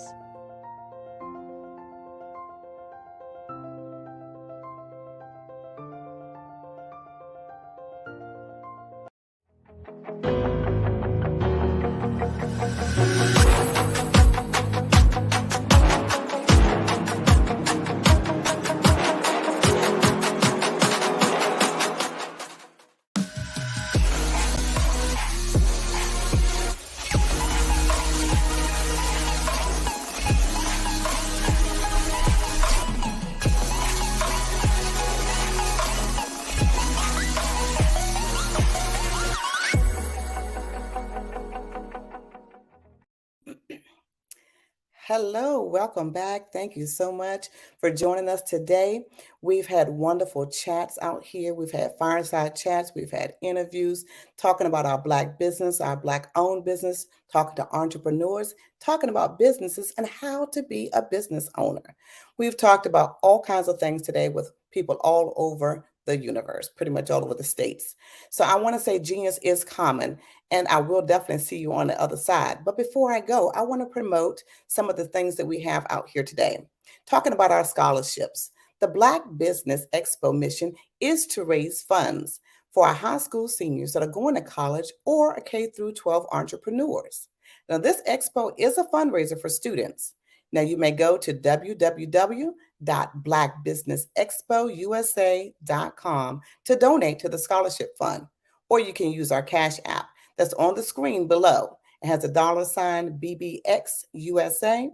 Please go ahead and donate to our funds for today, because every dollar amount counts. Our goal is to give laptops and up to $5,000 to 10 deserving students. They can register online at www.blackbusinessexpousa.com. Again, that address is www.blackbusinessexpousa.com. Now, every dollar does count, so I want to remind you to donate to that scholarship fund. Then I'd like to thank all of our Black Business Expo USA sponsors for the month of August, the year 2023. They are as follows: NC100, Moody Capital Partners, Suede Soul, Lotus Riche, that's a coaching and training, Carolina, Virginia Minority Supplier Development Council, Step Management, BHS and Associates, Margie McLean Foundation Incorporated, Genius is Common, Earth Essentials, Milani Shania Global, Executive Women's Success Institute, The Quality Coaching Company, Superwoman Business Services, Creative Forces Studios, Lee Entertainment, Artistic App Design, Black Business Expo USA. And remember, genius is common, and I will see you on the other side. So thank you for joining us today. Phenomenal Tanya T. Wise, who is here from the great state of Maryland. Tanya, welcome and thank you for being with us today. Can you indulge our audience a little bit and tell them just a little bit more about who you are and what it is that you do? Well, I love being able to talk to people and have a magnetic attitude, being able to just show them. So I always like to say, level up is Coach at Tanya T. Wise here. So can you tell our audience, just give them a teaser about what your presentation will be about? So my philosophy is that we should all be living our dream life. So tomorrow I'm going to talk about how you start living your dream life. What are some of the things that you thought about in your childhood that you just kind of let go and dormant? Wow. And I want to reignite that and just give you some pointers and some tips, some tools, some strategies to be able to start living your best life now. And guess what, Rhonda? And leave it inheritance for your legacy. Oh my goodness. Okay, I know that's resonating with a lot of people. I've heard that you have a dynamic coaching program. Can you tell us a little bit more about that? Absolutely. So our coaching program help people that have the lack of time, that lack strategies, and lack the confidence to go after their dream life. So we help them implement tools, we help them implement strategies, as well as give them resources so that they can live their best life now and leave that inheritance. Wow. Oh, I love that. I love the leave the inheritance part. Listen, you are dropping some major nuggets, and I know a lot of what you're saying is resonating with a lot of people, but I think we're all curious. How did you even make this transition into the speaking and coaching arena? What's the story behind this? So I started out in finance, and I realized that a lot of people don't necessarily go after their dream life because of the lack of finances or the education behind finances. But it wasn't until I lost my firstborn, my only son, that life changed for me. And where I was going after it all, living the corporate life, hit my 6-figure income and living in my dream house with my dream man, driving my dream car. I nearly lost it all when I lost my son. And so I realized it only takes one financial catastrophe that can change your entire life. That's what made me start All New Beginnings. Because no matter what's going on in life, there's a new beginning.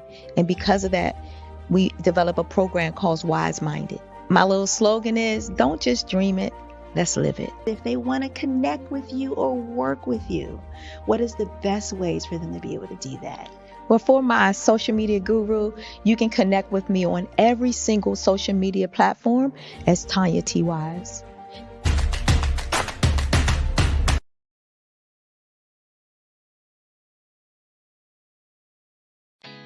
Did you know women represent just 3% of Fortune 500 CEOs and less than 15% of corporate executives at top companies worldwide? Have you wondered what the secrets are to getting into the top ranks, whether in the private or public sector? Do you want to figure out how to stop being held back in your career or passed over for promotion? Then you're in the right place. Hi, I'm Dr. Madeline Ann Lewis, President and CEO of the Executive Women's Success Institute. I have decades of experience in the military, the federal government, and corporate America, and my mission is to help women succeed and tap into their full potential. I want to reach 1 million+ women around the world to become the leaders they are meant to be.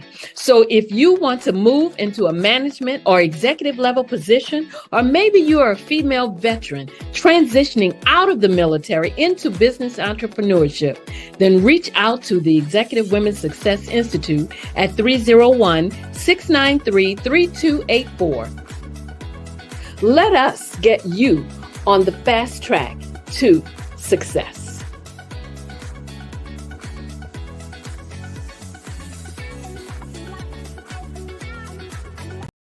I am from Washington, D.C., but I was raised in Durham, North Carolina. I came to Durham when I was about 5 or 6, and then I traveled back and forth to D.C. because it's where my people are from. One of the unique things about my family is my mother, she's also an artist. She does quilting, and she does a lot of artistic things. And then my son, he draws with both hands, his right hand and his left hand, like I do. So that's kind of a family trait.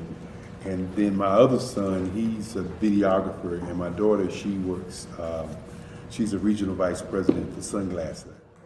When you start out drawing and sketching, you want to continue to explore, each avenue. I do pastels, I do pen and ink, I do painting, I do acrylics. I haven't done oils yet, but I try to do all facets of art. What I say to a lot of times to people is, you can't put yourself in a box when you're an artist. You have to explore. And over the course of my life, I've tried to explore different mediums. I also do sculpture as well.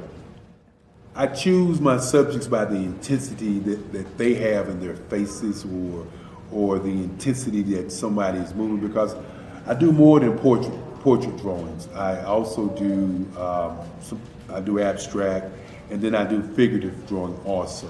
Well, what happened in this particular show is that I started out trying to come up with something that would be a little bit different than what everybody else is doing. So I was working on a Barack Obama show, and they wanted me to do some paintings of Barack. And so what I did was, because of the deadlines, I kind of did it kind of fast. And then I realized when I was doing it fast, I enjoyed it. And so then I started doing other pieces the same way, and I started to enjoy those pieces also.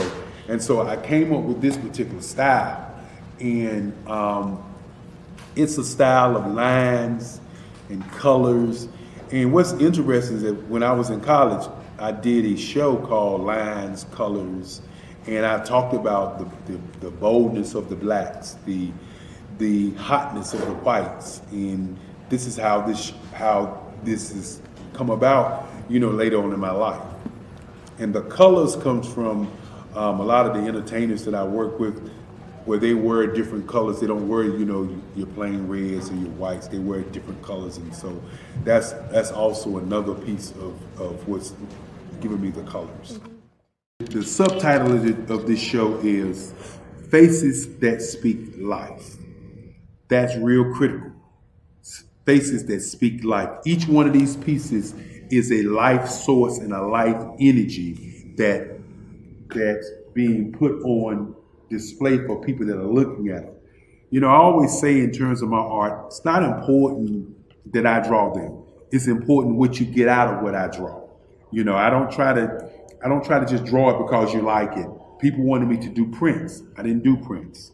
You know, people asked me to do different people, but the people that I choose are people that make a difference in the lives of people in the world. So the human landscape idea was, again, as I said, the lines represent your emotions, it represents your ideas, and it represents your journey as a human being. And that's why you get the different pieces and the different looks. And as you notice, I try not to do one look that looks alike another look. And that's what's the most important part of this show. Artist to me is a creative expression of something from nothing. You know, it explodes onto the canvas, or it explodes on in my work. One of the things that I try to do more than anything is I try to just give the lines and the movements and emotions and the expressions to what I do. Art really means to me a chance to express how I feel deep down inside. Most of my art begins as a thought that I might have, you know, whether it's sports, whether it's history, whether it's a woman or a man. It pretty much starts as an idea of thought before I get into the actual image of what I'm going to draw. I do a lot of historical pieces. I was a history minor in college, and I love to do history pieces.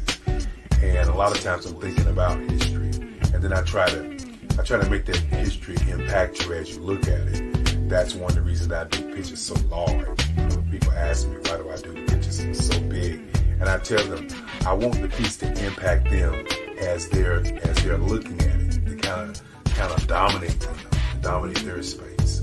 And most of my pieces I try to do off page. I don't try to do anything that's going to be in those four corners or in a square. And I want your imagination to be a part of the piece that you're looking at.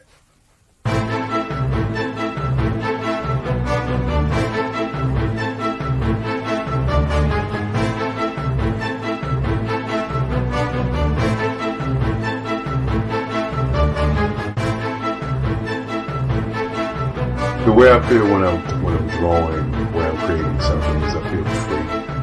I feel like there is an anticipation of something that's going to come. I try not to draw first. I try to draw second. And what I mean by that is I try to allow myself to kind of get into the piece and just relax. Sometimes I miss time. I'll draw 2-3 hours, sometimes 4 hours. And while I'm drawing, it's just a free. I just feel free. I mean, I feel like time stands still.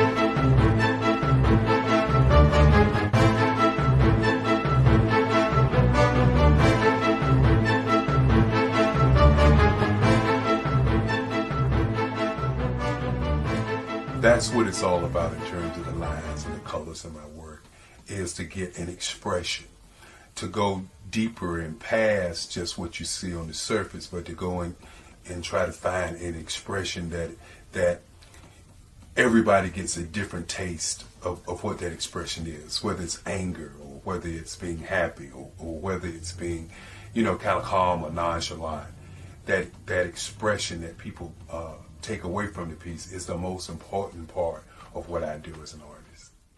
Bold is the size of my pieces, where I try to do the piece larger than life, to kind of push forward toward you. That's what the boldness is all about. It's not so much about the lines, it's about the size.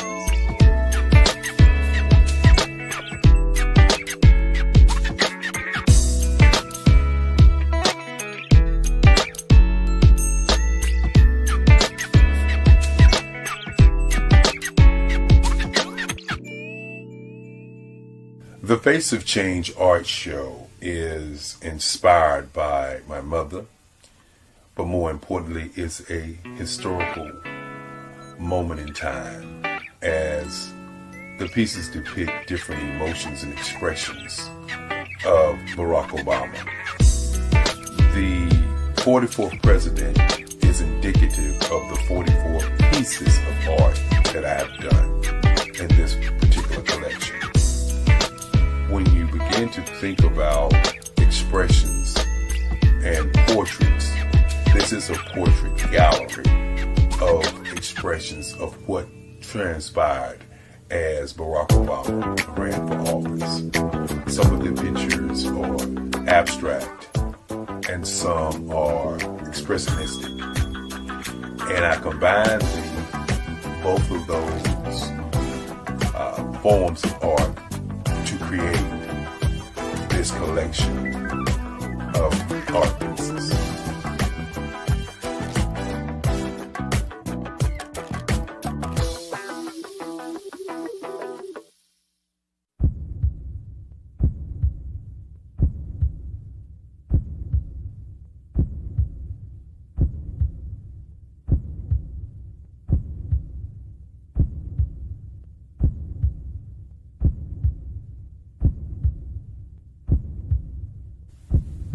Overcomer, brilliant, ambitious, motivated, awesome. Obama.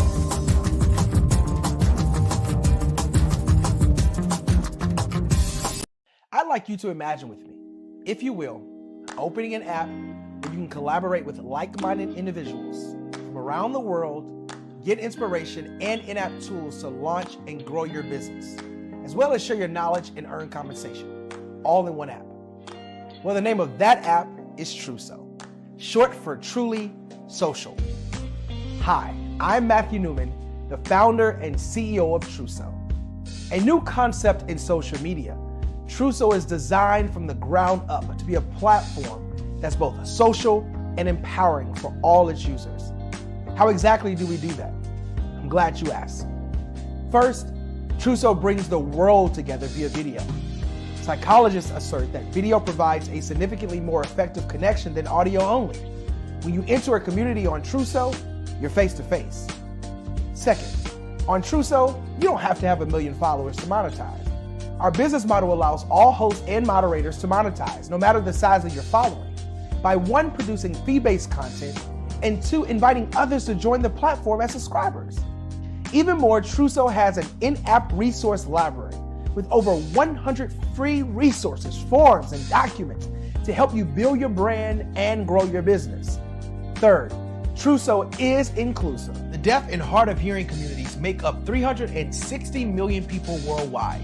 Unlike audio-only apps, Truso embraces this community, providing a networking platform that allows them to participate via video and closed captioning. We even have a deaf and hard of hearing foundation in the works as well. Fourth, Truso is both social and safe. We refer to Truso as a virtual extension of the beauty shop, barbershop, and brainchild of the community. A place where there's laughter, along with wisdom, growth-oriented conversation, and genuine connections in a safe space. Truso even has proprietary security to ensure we maintain a safe environment for everyone. Where are we at now? Truso is live, y'all. We've launched in beta and we're acquiring users daily. We have an incredible development and marketing team, plus amazing celebrity influencers at the table, helping us spread the word around the globe, beginning within the African diaspora and beyond by creating a safe space for growth, connection, and collaboration. We're truly excited about Truso. We've created something special for which there is a global market. And we invite you to embark on this journey with us as a shareholder. The future for Truso is truly bright. Join us and let's go there together.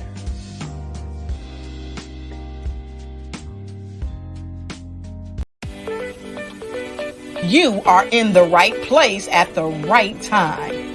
The Black Business Network opens again for its Black Business Olympics, a 24/7 broadcast on business, strategies, global branding, social media marketing, finance, advertisement, and much, much more.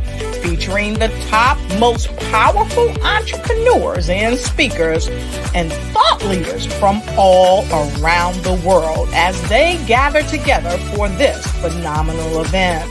Join the Black Business Network streaming live into the metaverse, STEM City, USA, Black Multiverse, Pod TV, Roku, Hulu, iHeartRadio, Apple TV, YouTube, TikTok, Instagram, Google Podcasts, Facebook, LinkedIn, IBM TV, Spotify, and Twitch. Tune in today and be a part of this amazing movement.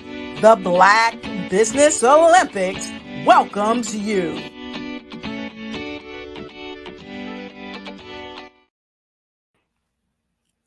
Hello. Good afternoon, everyone. Good afternoon, business owners, entrepreneurs, thought leaders, and corporations. Welcome to the Black Business Network.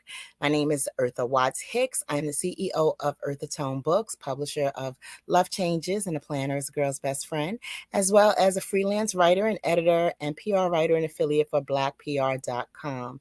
I am your business moderator this afternoon on the Black Business Network. The Black Business Network is a 24-hour business network showcasing Black businesses, Black business owners, entrepreneurs, and thought leaders worldwide. We have speakers from North Carolina, London, Singapore, Africa, Japan, and cities all over the United States. The Black Business Network is a global community sharing its business knowledge to empower, inspire, and educate businesses about business. And I am your next speaker. Now, I am the creator of A Planner is a Girl's Best Friend. So let me tell you a little bit about my background. Eartha Watts Hicks, who's me. Initially, I've been journaling. I took my first journal writing class at age 11 as part of a gifted summer program. So in that regard, I had been keeping sort of a diary since about the age of 11. And I also went to college on a scholarship as a business student at the age of 16. So having started college at the age of 16 put me in a very unusual space in that I was a very involved student. So as a student, I was part of student government.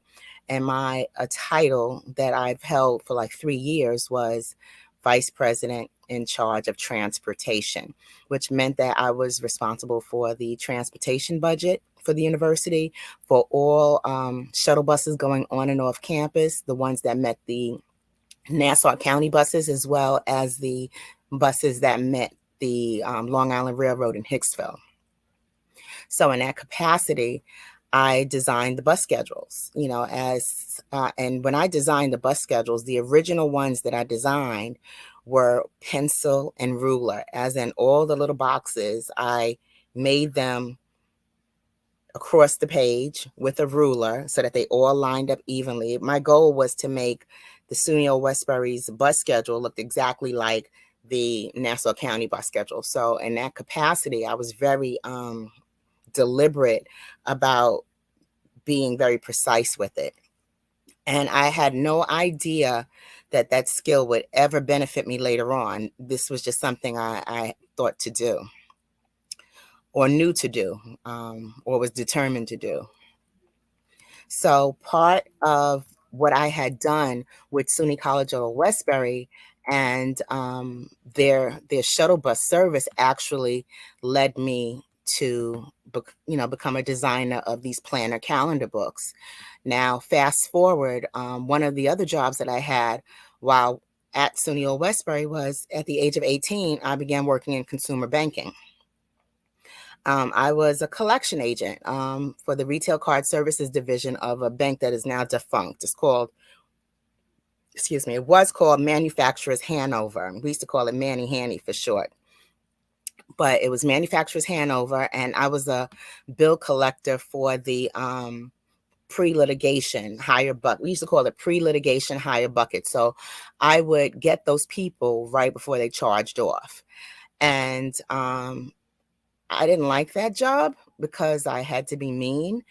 But in that space and in that responsibility, I learned how to be careful with my credit, what it means to pay, pay your bills on time. I was very good with my credit cards, especially in college. I was very good with it, with doing my bills, and I had all my credit card numbers memorized and the 800 number.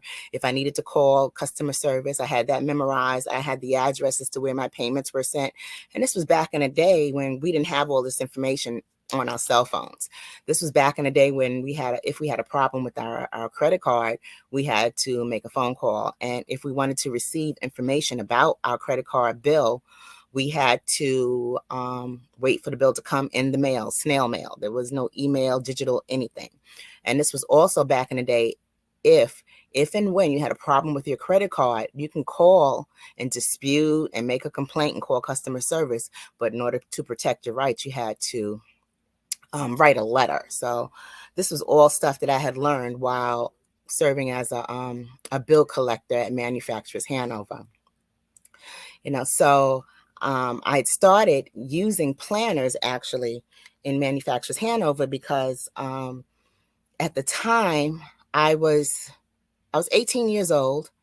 I was student government vice president in charge of transportation. I was captain of the cheerleading squad.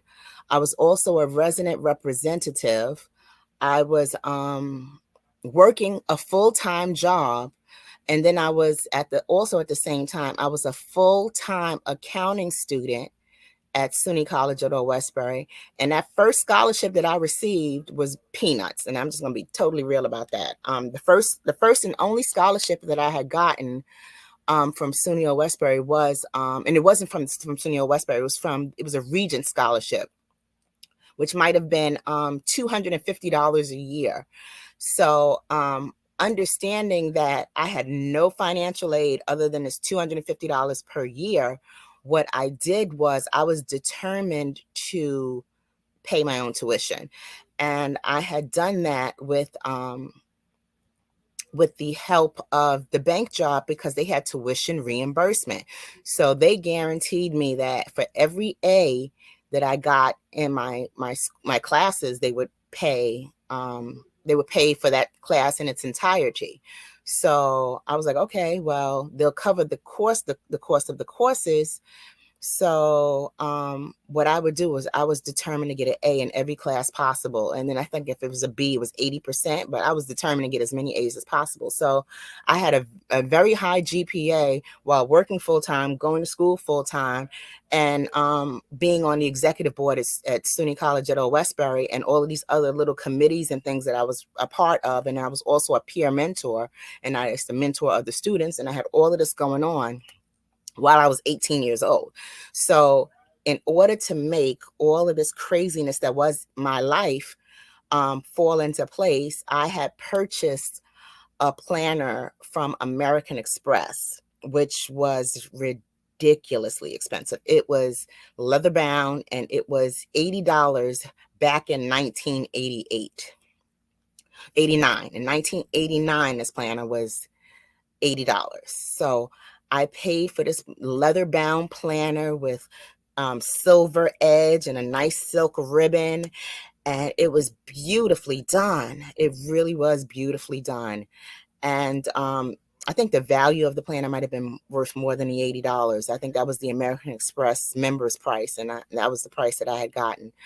And this planner helped me keep everything in order. It helped me to remember all my class assignments and to turn them all in on time and to keep track of all the phone numbers. Because back then there was no cell phone where you could, just go into your cell phone and pull up a number. We had to either remember everyone's phone number or have it written down somewhere. So I had a catalog of all the phone numbers that I needed, all the addresses that I needed.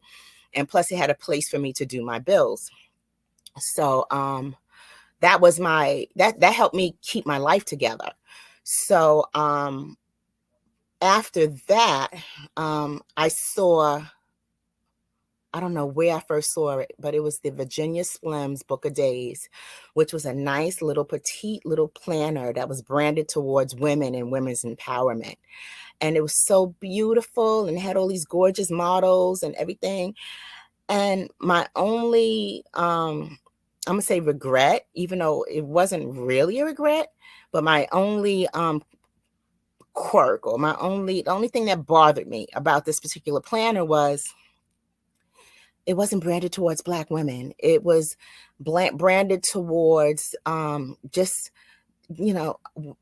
America, the American woman, and the vintage American woman, and in the bustle and the parasol and the whole bit. And I used to think, I would love this if it featured Black women that look like me, or if it spoke my language or spoke to my culture. So I loved it anyway because, of all the planners that were in existence, they were just basically calendars. It was your week-to-week calendar and your monthly calendar. And this was a planner that gave you, it was a cross between a planner and a magazine. So I connected with it. So I connected with it because I liked it better than I liked the American Express planner, which was like a cross between an encyclopedia and a planner. So like once you see that encyclopedia information over and over again, you're like, yeah, it becomes stale. But the Virginia Slim Book of Days, they did a different planner every single year. And they infuse stories of women and women's empowerment and all the great things that women in America have been doing. But everything had a cigarette. So every woman in the Virginia Slims planner had a cigarette. And I was like, I don't smoke. But my coworker who sat next to me, Jeannie, she smoked Virginia Slims, and I used to hound her for her UPCs so that I could order this planner every year. So in a way, she's part of the inspiration too, because if the Virginia Slims Book of Days is part of my story, and so is Jeannie. But to go a little further, my planner is branded towards Black women, right? So it's the planner is a girl's best friend planner. And it's a planner, date book, calendar, journal. So there's room for you to plan out your month. There's a weekly timetable where you can write out your week and write out your weekly schedule, your appointments from 4 a.m. in the morning until 12 midnight. Now, I set those times myself because I wake up at 4 in the morning. I'm a writer. We wake up at 4 o'clock in the morning. We write from 4 to 6, and that's what we do. It's a way of life. So that being the case, the schedule is there set that way for people that wake up early, people that have small children, people that are caring for a sick or aging relative, and who need to be able to pencil in times from early in the morning until 12 noon. And I could have done it 24 hours a day, but I didn't have that much space on the page. And also too, most planners that you'll run across don't do that particular timetable. I think I'm the only one that I've seen that stretches out the day per hour that way. So I do a weekly timetable. When I do the monthly month at a glance, I give space for a monthly budget that runs alongside of the month for your expenses. So like here's where you would write your month, but right here along the side is where you would write your expenses. So these planners are for people who have goals and who want to put them down somewhere, who want to keep them written. A plan is just a plan until it's written and until you put some action to it. So this helps me to prioritize those things that I need to do, to get them done, to prepare for those things that I need to do, and to just, it's a catch-all first and foremost.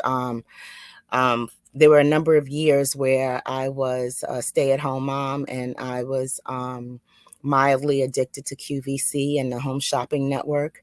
So rather than spend all my money on the Home Shopping Network and QVC, I used to say, okay, I'm going to write down the item numbers for everything that I just absolutely love.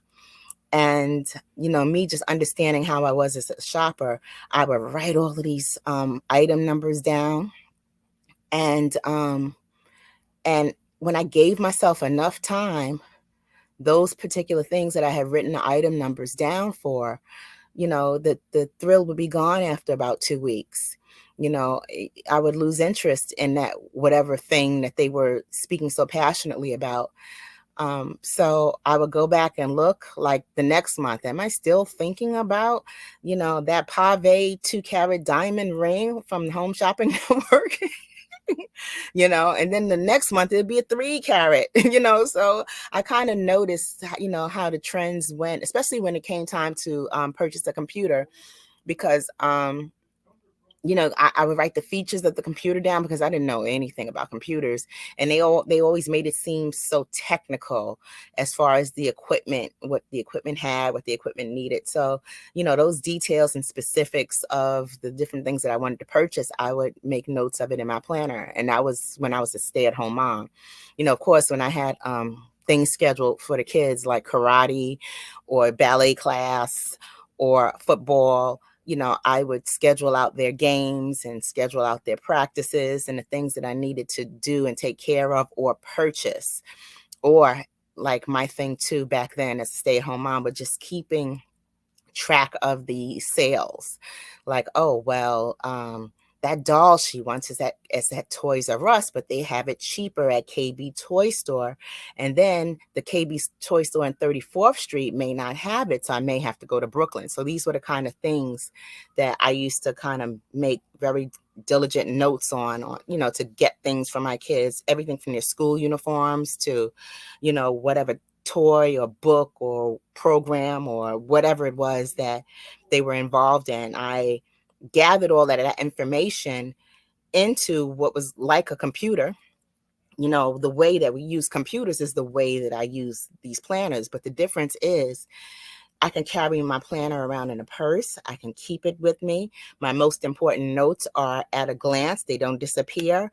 And the battery doesn't die. So if the battery dies on my cell phone, I'm out of luck. If the battery dies on my computer, I'm out of luck. But if the battery dies on my computer and my cell phone, and I have a copy of my planner in my purse, all of that pertinent information that is important enough for me to write down will be right in that planner. So that's the benefit for having the planner, you know, that I've noticed. Now, I have planners for adults, which is the planner is the girl's best friend, which is the first one, the whole launch of the series, because I initially intended this to be, you know, for women, just a planner branded for women.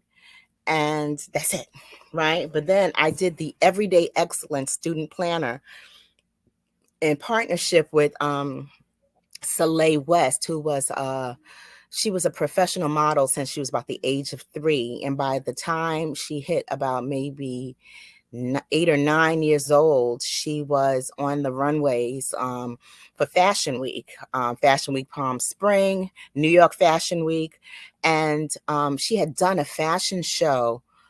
I believe she was 8 or 9, where she had modeled in a orange goddess dress. And it's the most beautiful dress she'd ever seen a little girl model. And she's on this runway and she's literally floating across the runway. And not only is she floating across the runway, she's floating across the runway with natural hair, in all of her melanin glory, 100% black, 100% beautiful. And her walk is on a 9-year-old, but it looks like a 9-year-old Naomi Campbell. So she was so amazing in just that runway show that she was getting hashtag Black Girl Magic, and she was getting tagged by celebrities and tagged by everybody.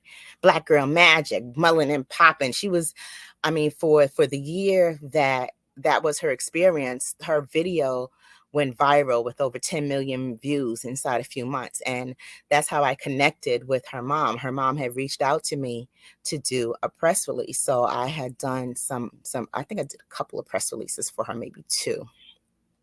But I had did a press release for her, and working with her, I mean, the family is remarkable. I mean, the family still, I mean, they're remarkable. They're a remarkable family for one, what they do with the work with Soleil that instills so much Black pride, and just her in her print work, just to see a little Black girl looking like a little Black girl and looking fabulous, that it was a pleasure to help her. And I had asked her to be the cover model for the Everyday Excellence Student Planner. And incidentally, Soleil West was an excellent student. So it just fell in line. And when I designed the Everyday Excellence Student Planner, I'm gonna say I went to town, as in everything that I wanted little girls to have access to or could think of within that tight space of time, I put in the planners. I wanted them to know about why it is important to know how to write your signature. Why is it important to be careful with your check writing privileges? What is a check? How do you sign a check? How do you endorse a check? I gave them a diagram of. Did you know that our Black dollar only lasts for 6 hours in our community? Yet other communities, their dollars last for 19 to 30 days. The Black Wall Street Nation. Black Wall Street Nation. Yes, that's why we created the Black Wall Street Nation. Black Wall Street Nation is a centralized directory available to all Black businesses across the world. It was created for businesses like you, the ones that want to start and the ones who have a dream that have already started, such as businesses like Drop in a Bucket Productions, Valito Foods, Sugar Tea Brandy Firm, All the Dazzle, Bun Cakeaholic, Miss Riot, and you. We'll have marketing, seminars, and some funding coming soon just for you.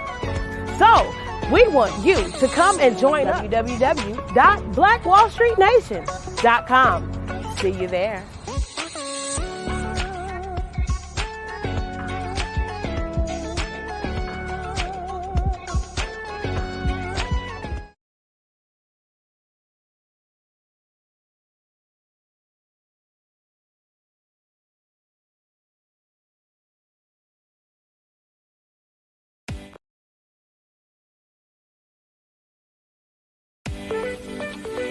You are in the right place at the right time. The Black Business Network opens again for its Black Business Olympics, a 24/7 broadcast on business, strategies, global branding, social media marketing, finance, advertisement, and much, much more. Featuring the top, most powerful entrepreneurs and speakers and thought leaders from all around the world as they gather together for this phenomenal event.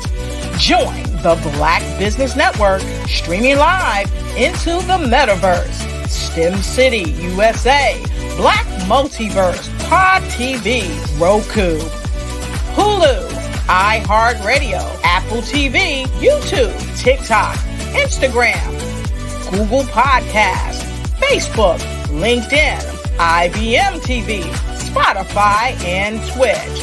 Tune in today and be a part of this amazing movement. The Black Business Olympics welcomes you.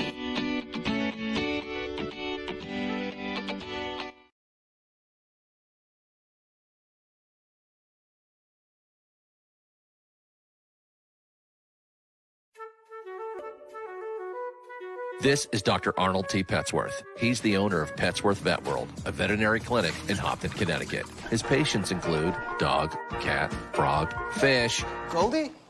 dog, and this alpaca. Due to doctor-patient confidentiality, we can't tell you their names. Business at Vet World was steady, and then quarantine hit. Neighbors brought new four-legged friends into their homes. Bunnies. Bunnies everywhere. Dr. Petsworth welcomed these new patients with open arms. The only problem? There were more appointments than he could manage. That's when Dr. Petsworth turned to his American Express business card, which offers spending potential that's built for his changing business needs. He decided to hire a new assistant, Julio, and with spending power built for business purchases, he used his card to furnish a new exam room. Together, Dr. Petsworth, Julio, and American Express Business made sure all the pets of Hopton got the love and care they deserve. And everyone was happy.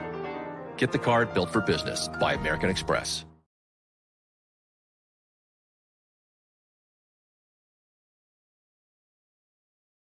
Follow the Brand TV broadcast host, Grant McGaw, as he visits with top executives and entrepreneurs to find out their secrets of success with their personal brand. Follow the Brand TV broadcast host as he focuses on brand development to build better relationships, bring value to your business, relationships, and career. You will enjoy listening to each episode that is tailored to speak to you directly. If you're looking for this type of clarity in terms of building your brand, you have tuned into the right station.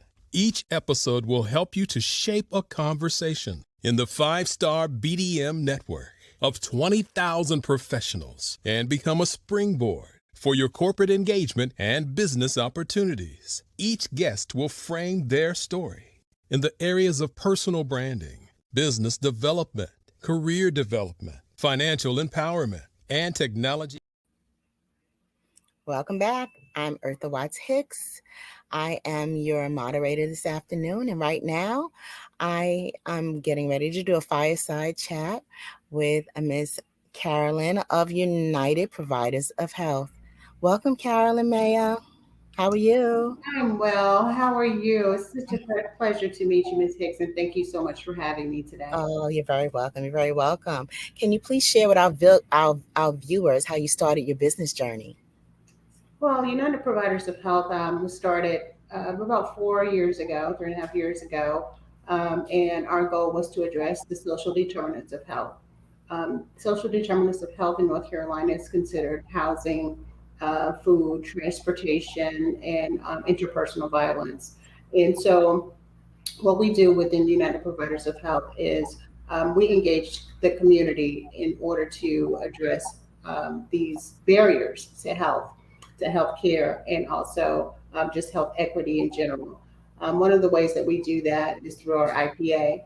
It's an Independent Providers Association, and we partner with other providers, healthcare providers, as group home owners, see primary care physicians, independent providers, therapists, consultants, and network together in order to fulfill the needs of a community, either in mental health or either in primary care or substance abuse.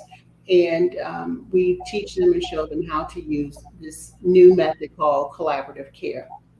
So we also have a high reference laboratory in Bethlehem, North Carolina, and we partner with other clinics to process their samples. So we're able to, again, utilize our network in order to provide healthcare resources, healthcare needs to a underserved or rural community. Great. Now I know that the Before I ask that question, what inspired you to create your own path in the industry? Well, my parents are both entrepreneurs, and they instilled in me and my other 9 siblings that entrepreneurship is the way of life for generating generational wealth or legacies for our family. And so that's what I learned since 16. I was on invoices for my father and knew that's what I wanted to do, was to be an entrepreneur. In this field, healthcare allows us to and allows me to venture out into different avenues. So if you're servicing a community for health, and to improve their health, we're able to go into food, we're able to go into housing, we're able to go into mental health, we're able to go into interpersonal violence, a way to treat and maintain. So it allows me to utilize all of my gifts that I've learned from an early age of entrepreneurship and collaboration and understanding what processes, how to utilize processes and quality. So that's what really inspired me to do what I do is my parents.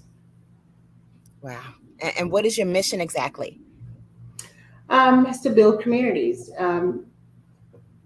and build communities in rural areas, underserved areas. I think that means finding additional resources and providing access to those resources, um, provide education and training, and then going a step further by actually investing in the city and to improve the economic development there. So in town, so that's our goal is to build communities in a healthy, non-threatening way and also a collaborative way. Oh, that's wonderful.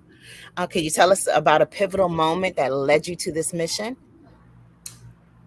Um, it was a great question. I would say that moment was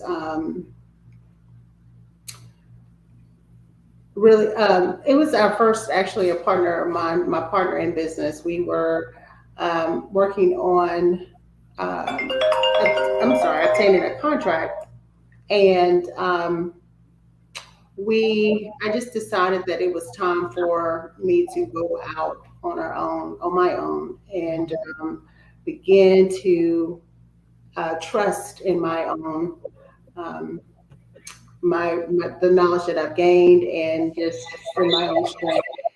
And that was, I guess it was about 4 or 5 years ago when it kind of hit that I can do this, and just went after it. I don't know if it was a particular moment, but just a realization of working on something and then saying, okay, what do I need to get this done? And then actually doing it, saying that I am going to do it.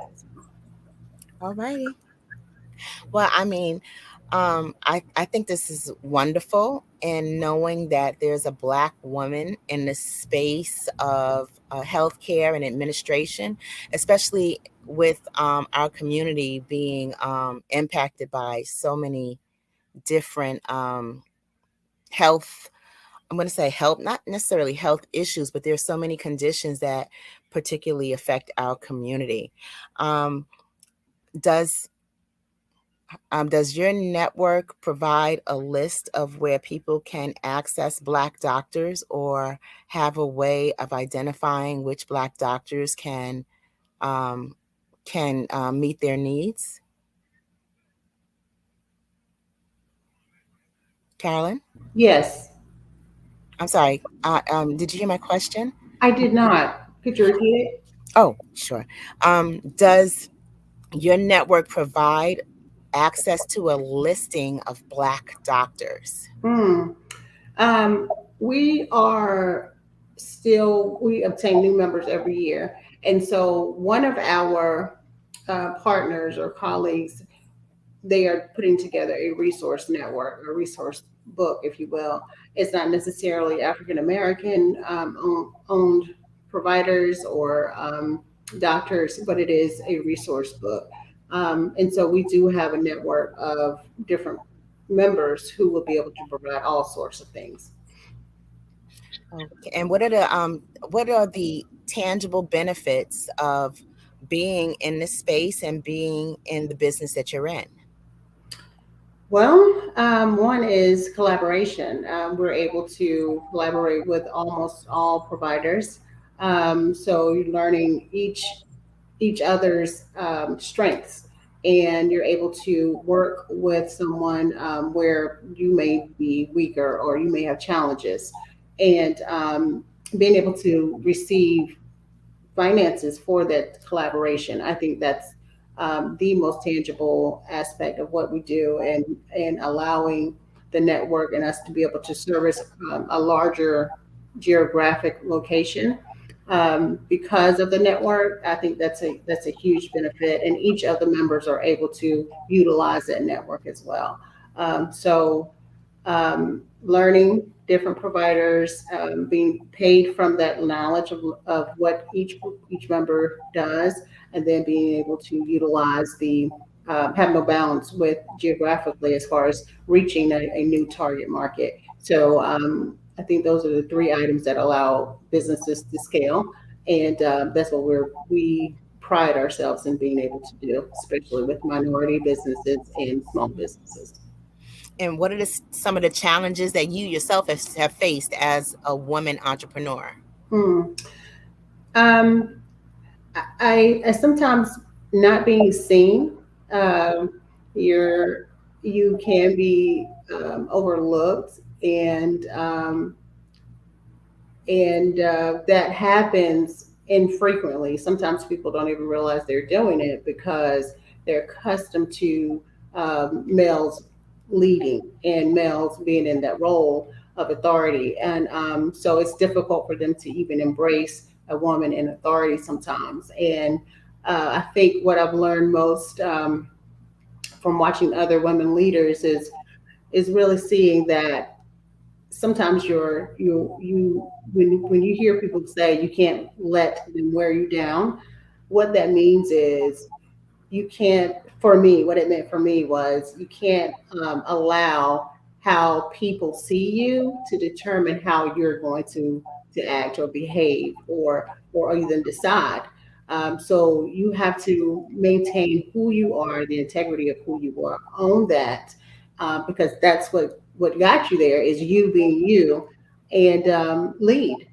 So a lot of negativity, a lot of looks, um, but and then the overlooks. So those are some challenges of being a female in leadership. But that's what makes us stronger, and that's when you're in charge is when you get that type of behavior. So if it's not challenges in your life, then you won't have growth. So it always humbles you and maintains your growth. Wow. I mean, that's remarkable. And just from your response to that question, that tells me that you handle it all so gracefully. Thank you. Can you please elaborate on some of the success stories or transformations that you have experienced simply by being in business? Um, is winning every day. That is being able to get up, being able to receive your value as far as monetarily, favor, being able to walk in places and being recognized for what you do. Um, so um, it's it's a process, and every day is a process as far as being successful is how you perceive things, and so I consider life as precious, a very precious commodity. So being able to wake up, I don't want to waste my breath, my time on frivolous things, and so you just have to have, for me, that perspective on what success is, what it looks like, um, and my health, my family, grandchildren, being able to see them every day and talk to them. That's success for me. Wow. And I think that one aspect of your success that I think that you overlook is that your dedication and commitment to what you do Mm. impacts the quality of life for others because you simply can't live the life you want to live when you're not healthy. True, very true. So, in creating these spaces and opportunities and access for Black people to have better health, I think that is a field that does not get the credit it deserves, and it's a field that can enrich us all if we just pay attention to it. Very true. Some of us Very are true. still learning, but Every it day. yeah, but it's so important. And with health, we don't really understand the importance of health until we have an issue with health. So I commend you on all that you do. Mhm. Um, Now, collaboration is often key in the business world. What type of collaborations have you done? All types. We're now working on some specific mergers I can't mention with some local businesses, but are huge in their area because it's in a rural area. Different providers, again, with our membership, we are always looking for or accepting organizations who are in healthcare and who want to collaborate with others and grow their businesses. So we're now building a grocery store, and that requires multiple vendors, multiple contractors. People are coming to us every time that we're in the area as part of the build. Is when you're going to be finished, we'd like to partner with you. We'd like to do this. We'd like to do that, and it just happens organically, especially in for the grocery store world. So all types, and didn't know that it was going to be this way or it was going to what I do was going to allow me to start branching out in so many different areas. So I'm just grateful for I guess the upbringing that I had to prepare me for where I am, and it you never know what how you're going to use whatever happens to you when you're younger as you're growing, and then as you continue to go on this journey called life and you say, oh, now I remember why I had worked at literally why I worked at Food Lion when I was 19 years old to learn about the grocery business, and that's what I'm utilizing today. Yeah. It's like every part of your journey contributes to your growth, and you don't realize that. Not until I, I don't think I realized that until recently. Mhm. But Mhm. it's life is amazing that way. Yes. Now I know that you there are some partnerships that you can't mention because they're ongoing or they're developing now. But Yes. are there partnerships or significant partnerships from the past that you can kind of mention? We did partner with the North Carolina Department of Health and Human Services. We were a part of securing um, resources to rural and underserved areas during COVID. And that was a 2 year partnership that we well, actually turned out to be 3 years. That was very instrumental in allowing us to continue the work in the community. And we also worked with um, we work with some other organizations and governmental organizations that was very beneficial to us as well. Wow. Now, the empowerment of women in business is a crucial topic today. How does empowerment of other women in business contribute to your own professional growth? So let's see. It's funny. My mother was one of my role models. My father is the other, and I worked for her for 14 years. Well, about 18 years, counting the years that you don't count. But and her work in mental health and also in residential home building. She was a builder as well. Her leadership and being under her tutelage was one that was just and continues to be just the epitome of what a woman who's empowered is. And her and my father divorced, and she had to start over. And watching that process into her owning her own business and growing it to become self sufficient again on her own. And that was the biggest experience for me as far as how to network, learning how to network, how to own who you are, how to lead, um, and how to really network with other businesses, and learn truly what integrity is, and doing what you say.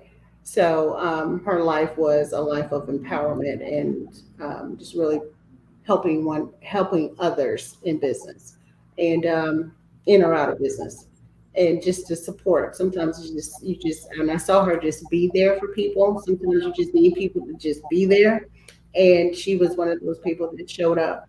And so it's sometimes not monetary, just having someone to come to when you're speaking, come to when you're opening up, come to when you need somebody to just you don't want to say I need to borrow some money, but can you come buy a couple of items so that I don't have to ask? And so just being that to different women in business, I learned more than what I've learned in any corporate position. Wow. And I think one thing that you said just now stands out as so crucial to me, especially now, the importance of apprenticeship. Mhm. And having apprentice served as an apprentice to your mom, the purest of all leaders in your life, I Mhm. think is major. And it's something that people nowadays don't really see the value in. Do you have young people that work with you and apprentice under you, or that you mentor? I don't have anyone that I mentor now, but I do work with our digital team. They are much younger than I, and when I went to a class and realized again, just to get some extra knowledge, and realized that I was the oldest in the class, and I'm just not used to that. And so seeing how quickly they're able to adjust to this new world, this new technology that we have, and seeing how they were brought up in it. So it's not a learning curve for them. They are just rolling with it.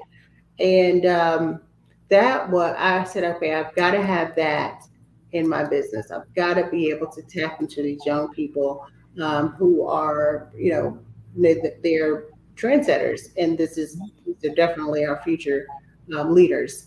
So I've got to be able to tap into that energy, tap into that knowledge, and continue to grow my business. And so North Carolina now is learning slowly the benefits of diversity. And so that's what we want to continue to do in our business, is to show and practice what we preach as far as being diverse. It doesn't mean just race, is age, is gender. And so we want to continue to show that we are diverse and we are on top of all of the trends that's happening now. And we can continue that allows us to continue to scale and grow because of that knowledge and that untapped energy. Wow. Wow. And I think that I think that in that space, you're not realizing the importance of what you do, and how you have the full range or gamut of experience of doing things grassroots, of building from scratch, as opposed to putting the digital plugs in place. Mhm. So that I think that's like a whole set of skills that Mhm. encompasses a project. So, and I feel that in the marriage of the technical and the technology, plus the grassroots and the way that I'm going to say our generation has done things, I think that once we combine the two energies, it broadens what we can offer. So I think that's, Absolutely. yeah, I think it's amazing that you've identified that, and that you work with your tech team to kind of disseminate, and that's amazing. Mhm. Now I'm only going to assume, because it seems like we've all had our doubts and our setbacks, but can you please talk about some of the challenges that you faced? Mm, first challenge is always being underfunded. That was huge. When you're operating out of a space out of need or desperation, it clouds your judgment, and it allows it kind of doesn't allow you to really be free, to be creative, to think, to invent, to be innovative. And so we that was a huge challenge, was getting over the hurdle of how do we get this business to a place of growth to where we can really be everything that we know that we can be. And and so that grind, that everyday grind, that hustle of just finding the yes, just looking for the yes. And that, being underfunded presents all types of challenges. So not being able to get health care, not having the time to kind of spend with your kids, not able to just prepare for the next meeting properly. You're rushing everywhere. You feeling pressure from every corner. It seems as if, and your back is up against the wall all the time. And so that was tough, and it happens longer for some for others than it does for someone else. So um, some people have their struggle for 10, 15 years, 2 months, 6 months, whatever. It's still struggles. So that challenge of just being underfunded and the grind is always, that was the hardest, but most fulfilling when you get that yes. Wow. I mean, one, thank you for articulating that. I know I've been feeling it. I just never put it into words. So that was wonderful hearing what I felt expressed through you so eloquently. So that's marvelous.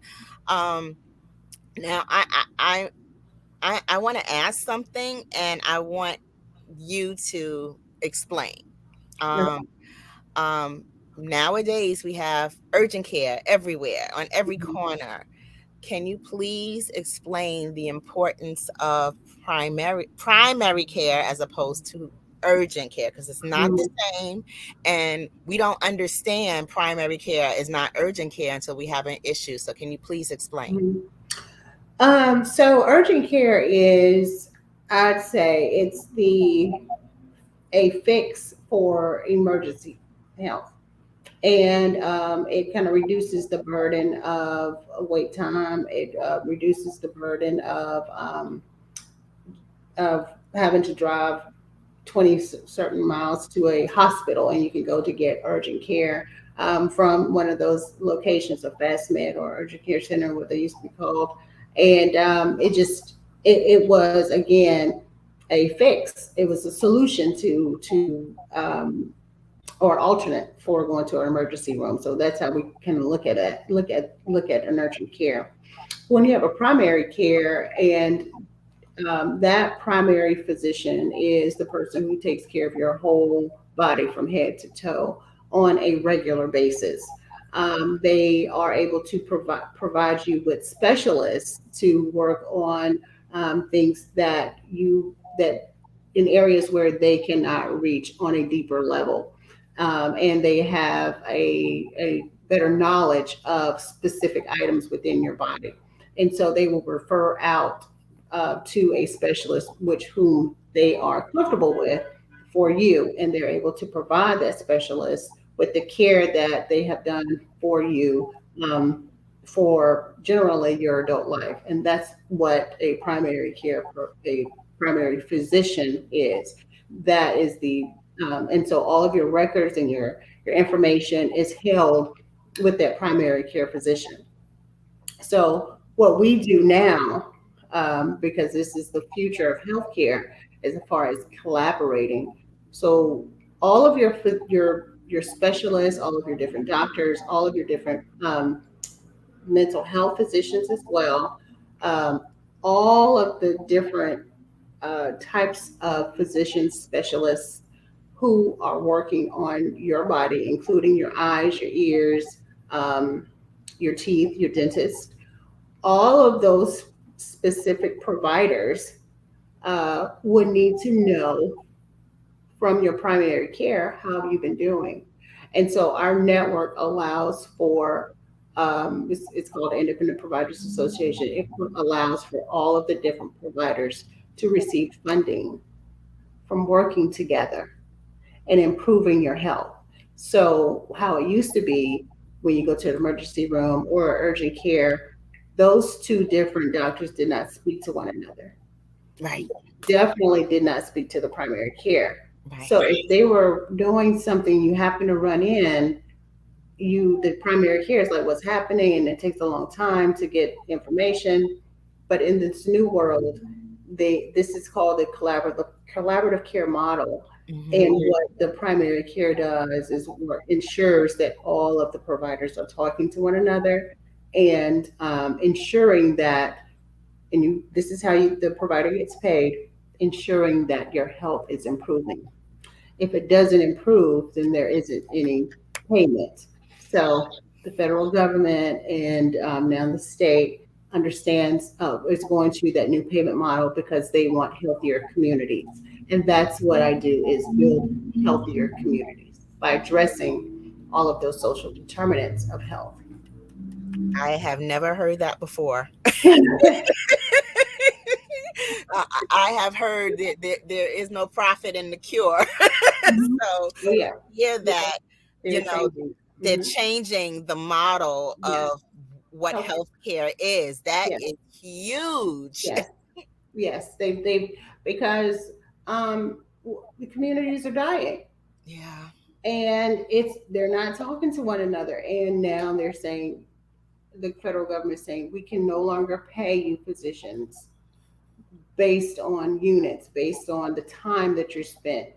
We want to see health outcomes, better health outcomes. So we're going to pay you now when a person improves. Now, what type of incentive is that? It's a win-win for everybody. The physician get healthier patients, the community gets healthier patients, which means they can go to different businesses and buy food.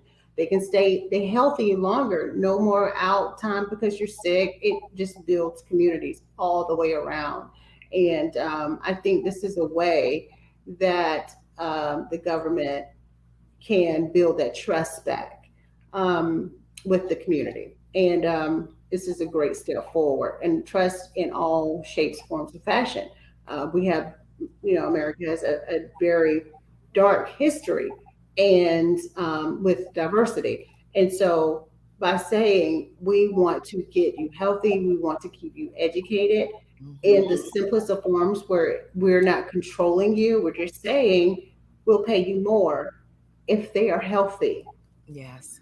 So I think this is a huge step for the government. I think this is a step forward for America in showing and proving we are better than what they say. We are able to work together as a unit. We can do that. And we, as this big entity, the government, and who governs your life, we want to show you that we do care, and it's not all bad all the time.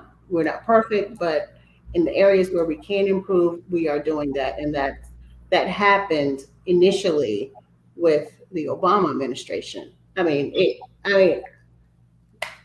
Started with him, and then Hillary, was the driving force for insurance, which, if you remember, she was campaigning on America needs free health insurance. Way before she was talking that when she was during Clinton.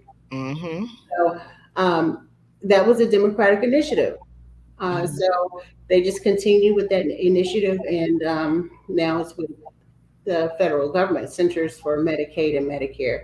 So less political, and now more about addressing social health, social determinants. So trying to relate it, I know it's a huge subject, and I know it's very foreign to a lot of people, but just wanted to kind of bring attention to what we're doing with the United Providers of Health, and how we plan on moving forward with addressing the social health disparities in rural and underserved areas.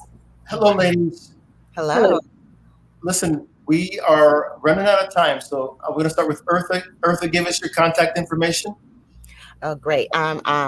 You can connect with me across social media at Eartha Tone, so EARTHATONE.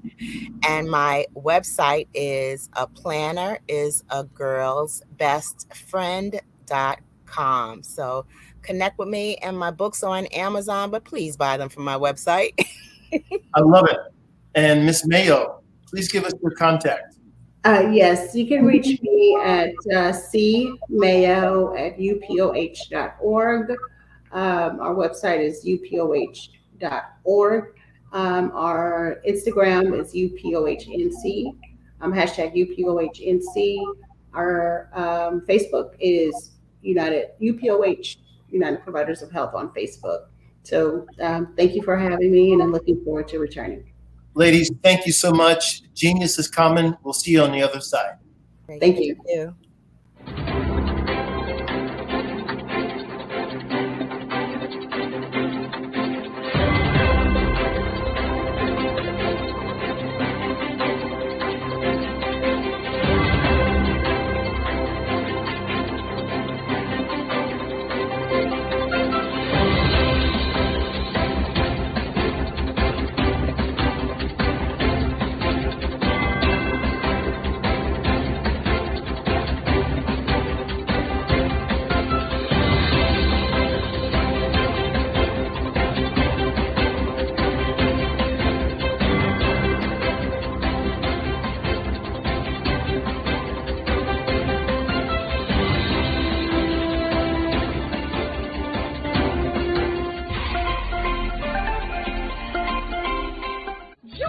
Dr. Eric Kelly III and a host of phenomenal speakers from all around the globe for this 7-day virtual event that you don't want to miss.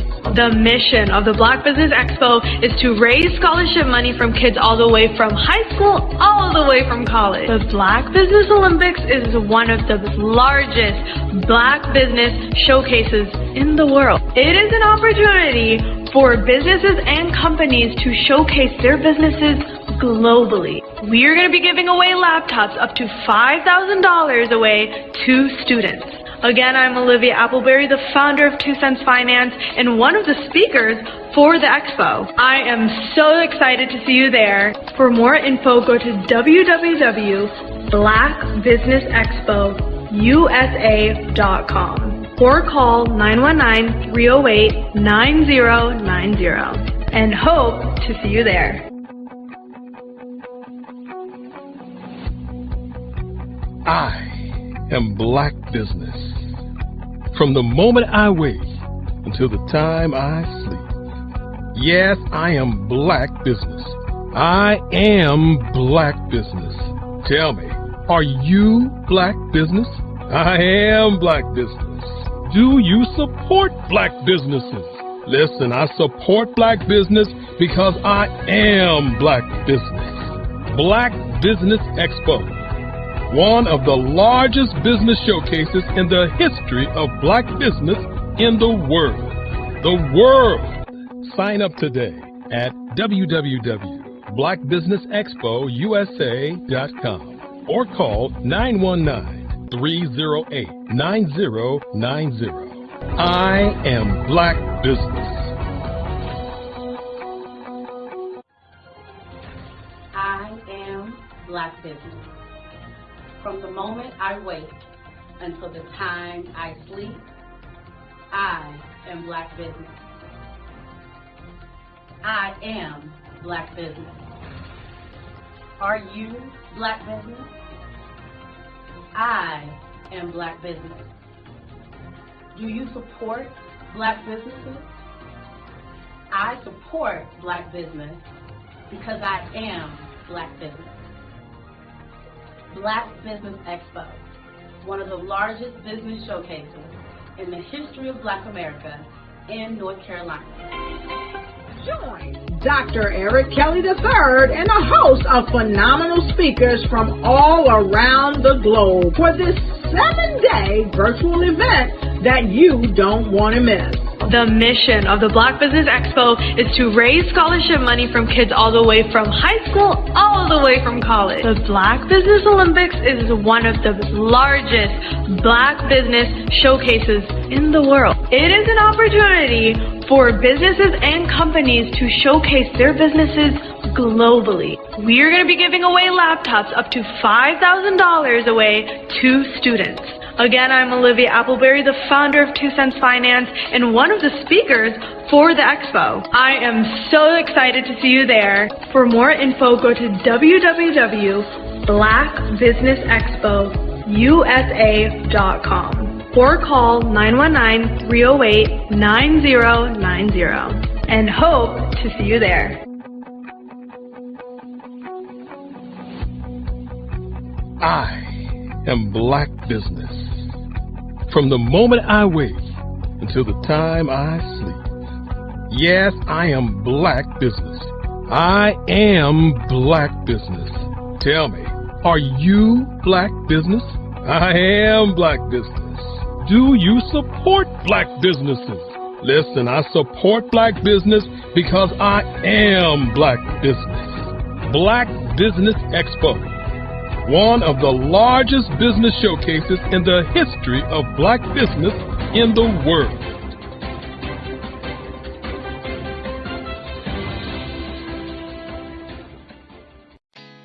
Did you know women represent just 3% of Fortune 500 CEOs and less than 15% of corporate executives at top companies worldwide? Have you wondered what the secrets are to getting into the top ranks, whether in the private or public sector?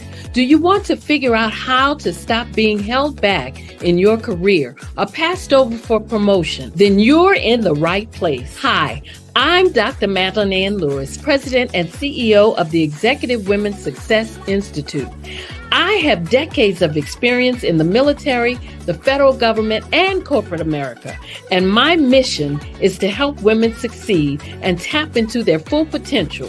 I want to reach 1 million plus women around the world to become the leaders they are meant to be. So if you want to move into a management or executive level position, or maybe you are a female veteran transitioning out of the military into business entrepreneurship, then reach out to the Executive Women's Success Institute at 301-693-3284. Let us get you on the fast track to success.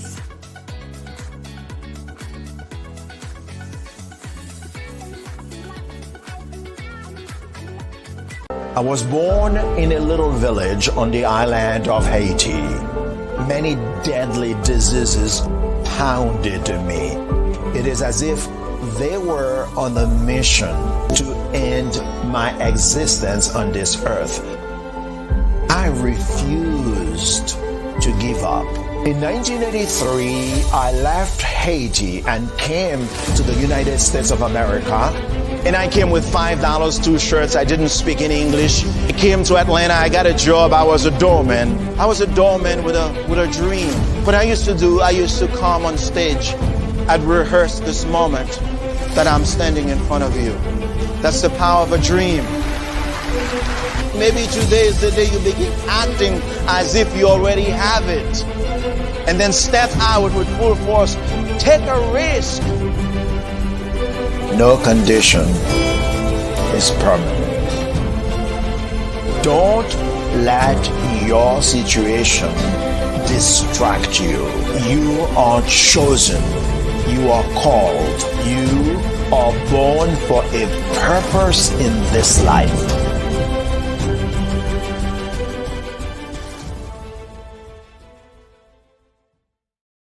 Over the past few years, we've seen the growth of Good afternoon, business owners, entrepreneurs, thought leaders, and corporations. Welcome to the Black Business Network. My name is Charles Kithcart of African Diaspora Maritime. I'm your business moderator for this afternoon on the Black Business Network. The Black Business Network is a 24-hour business network showcasing Black businesses, business owners, entrepreneurs, and thought leaders worldwide. We have speakers from North Carolina, London, Singapore, Africa, Japan, and cities all over the United States. The Black Business Network is a global community sharing its business knowledge to empower, inspire, and educate businesses about business. This afternoon, we will be speaking with Crystal L. Gunn. She's a visionary financial strategist dedicated to liberating the Pan-African community from the shackles of financial bondage. With over 2 decades of experience, she's transformed countless lives. With a bachelor's degree of business administration from Michigan State University, Crystal's career commenced in mortgage banking and management. But she soon ventured into public speaking, authoring, coaching, and activism.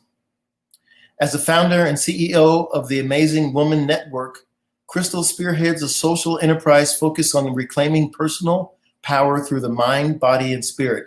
She also serves as the president of AWAN Cares, a nonprofit with several transformative programs that address critical social issues, and president of the United Community Solutions, which is dedicated to strengthening, stabilizing, revitalizing, and rebuilding communities, transforming them into thriving centers of opportunity. In her role as the host of the Amazing Women Speak podcast, Crystal provides inspiring and uplifting conversations for Black women worldwide, fostering a sense of empowerment and unity. Additionally, Crystal embraces the responsibilities as chairman of the Detroit Black Chamber of Commerce, passionately advocating for Black businesses and propelling them forward to success. Her people-first approach is epitomized by the words of a baseball legend, Jackie Robinson: "A life is not important except on the impact it has on other lives." Crystal's unwavering beliefs and transformative impact have garnered her recognition, including the prestigious 2023 Presidential Lifetime Achievement Award, solidifying her legacy as a catalyst for positive change and empowerment. Ladies and gentlemen, Crystal Gunn. Hello there, Crystal. Hello there. That's quite a life you've been living. It is. Well, we're gonna give you the floor here, and we are waiting and inspired to hear from you. And genius is coming. We'll see you on the other side. Thank you. Great day, great people. I'm Crystal L. Gunn, again, financial strategist, speaker, author, coach, CEO, and amazing woman. I bring you greetings from Detroit, Michigan.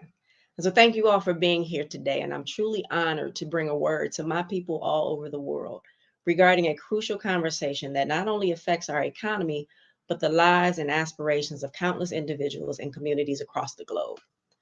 But before we delve into the heart of today's discussion, let me take a moment to really introduce myself and share my journey on how I got here. A little over 2 decades ago, I was vice president of a credit union in Pontiac, Michigan, which is a small, predominantly Black city about 25 miles north of Detroit. I was the only Black vice president in the entire Oakland County chapter of credit unions, so I was often the only Black face in the room. From there, I got married, and my husband and I started a mortgage company, had a beautiful baby girl, and we got divorced 5 years later. I still ran the mortgage company until it just wasn't working. And then I opened a tax franchise, and it was a mess. But I learned a lot. And I see now that it was part of my journey. But back then, I had no idea for what I was being prepared. And after that, I did another business with a friend. And in 1 year, we grossed under $1 million, but the industry was so volatile, and we closed it after about 18 months in business. From there, I was lost, depressed, and didn't know what to do. And I was having dinner with a friend of mine, and I was in full pity party mode. And he listened contently. And when I was done, he looked me dead in my face and said, "Crystal, your story's not special." And I was taken aback. He said, everybody is either going through something, about to go through something, or just coming out of something. He said, you got knocked down, but that's not what defines you. What defines you is what you do now. And that was part of the problem. I had no idea what I was supposed to do. But he gave me some instructions, and I went home and I did as he instructed. I had a praise fest. thanked God for everything he had done for me, for everything he was about to do for me. And I asked him, what was I supposed to be doing? I also said, God, use me as you see fit. And when you say that, be prepared to be used. I don't think that anyone or any one thing could have prepared me in that moment. It was the journey that came prepared to fill the assignments I had been given. The downloads were immediate, but they were really, really big picture. Unite and empower Black women globally, which I found laughable at the time because my life was in shambles, or so I thought. It was in that moment that the seed for the Amazing Woman Network was planted. It was that same friend who told me, Crystal, walk your journey and you will be surprised at who you inspire. That was some 17 years ago, and no truer words have been spoken because I stay surprised and I stay grateful. With 5 companies that I own, 3 board positions, and quite a few community impact programs, people often ask, Crystal, how do you do what you do? And it's simple. I stay in my lane. I operate under the pillars that were given to me that night so long ago. Empowering Unite Black women globally, reclaiming our personal power, mind, body, and spirit, reclaiming our financial power, and increasing our social involvement. So from my podcast to my nonprofits, it's all about personal healing, financial healing, and community economic development for the Black community, and I stay in those lanes. So as I go through and I talk today, there's a question that I want you to remember. What is your lane and how do you have greater impact in it? So let's just get started with some US statistics. There's 3.12 billion Black-owned businesses. They generate $206 billion in annual revenue. They support 3.56 million US jobs. Only 23% of employer firms are Black-owned. Black wealth in the US is 24,000 and white wealth is 7.8 times higher at 188,000. Access to capital is the biggest hurdle for Black businesses, and the Black unemployment rate is higher than all other nationalities in the US. And so you hear the same terms after year being tossed around, and promises made and solutions being created to help. Affordable housing, access to capital, diversity and inclusion, billions pledged, promises made, and feel-good gestures like statues and renaming ceremonies done. But we don't need another program. We don't need another promise, and we don't need another statue. But where do we go from here, Black people? Black business, the future, and what I call the Black CIA. Now, it's not that other CIA, but we need Black CIA. Collaboration, integration, and automation. Black folks have invented everything, designed everything, built everything, done everything, and yet too many of us are still just surviving. We trail in behind all nationalities in too many instances and industries. Our past trauma, where legitimate, is keeping us apart, keeping us from thriving, keeping us from operating in the greatness that was assigned to us. When I say us, I'm speaking about individuals and businesses. I'm speaking of us as a collective, as a force. No one is coming to help us thrive.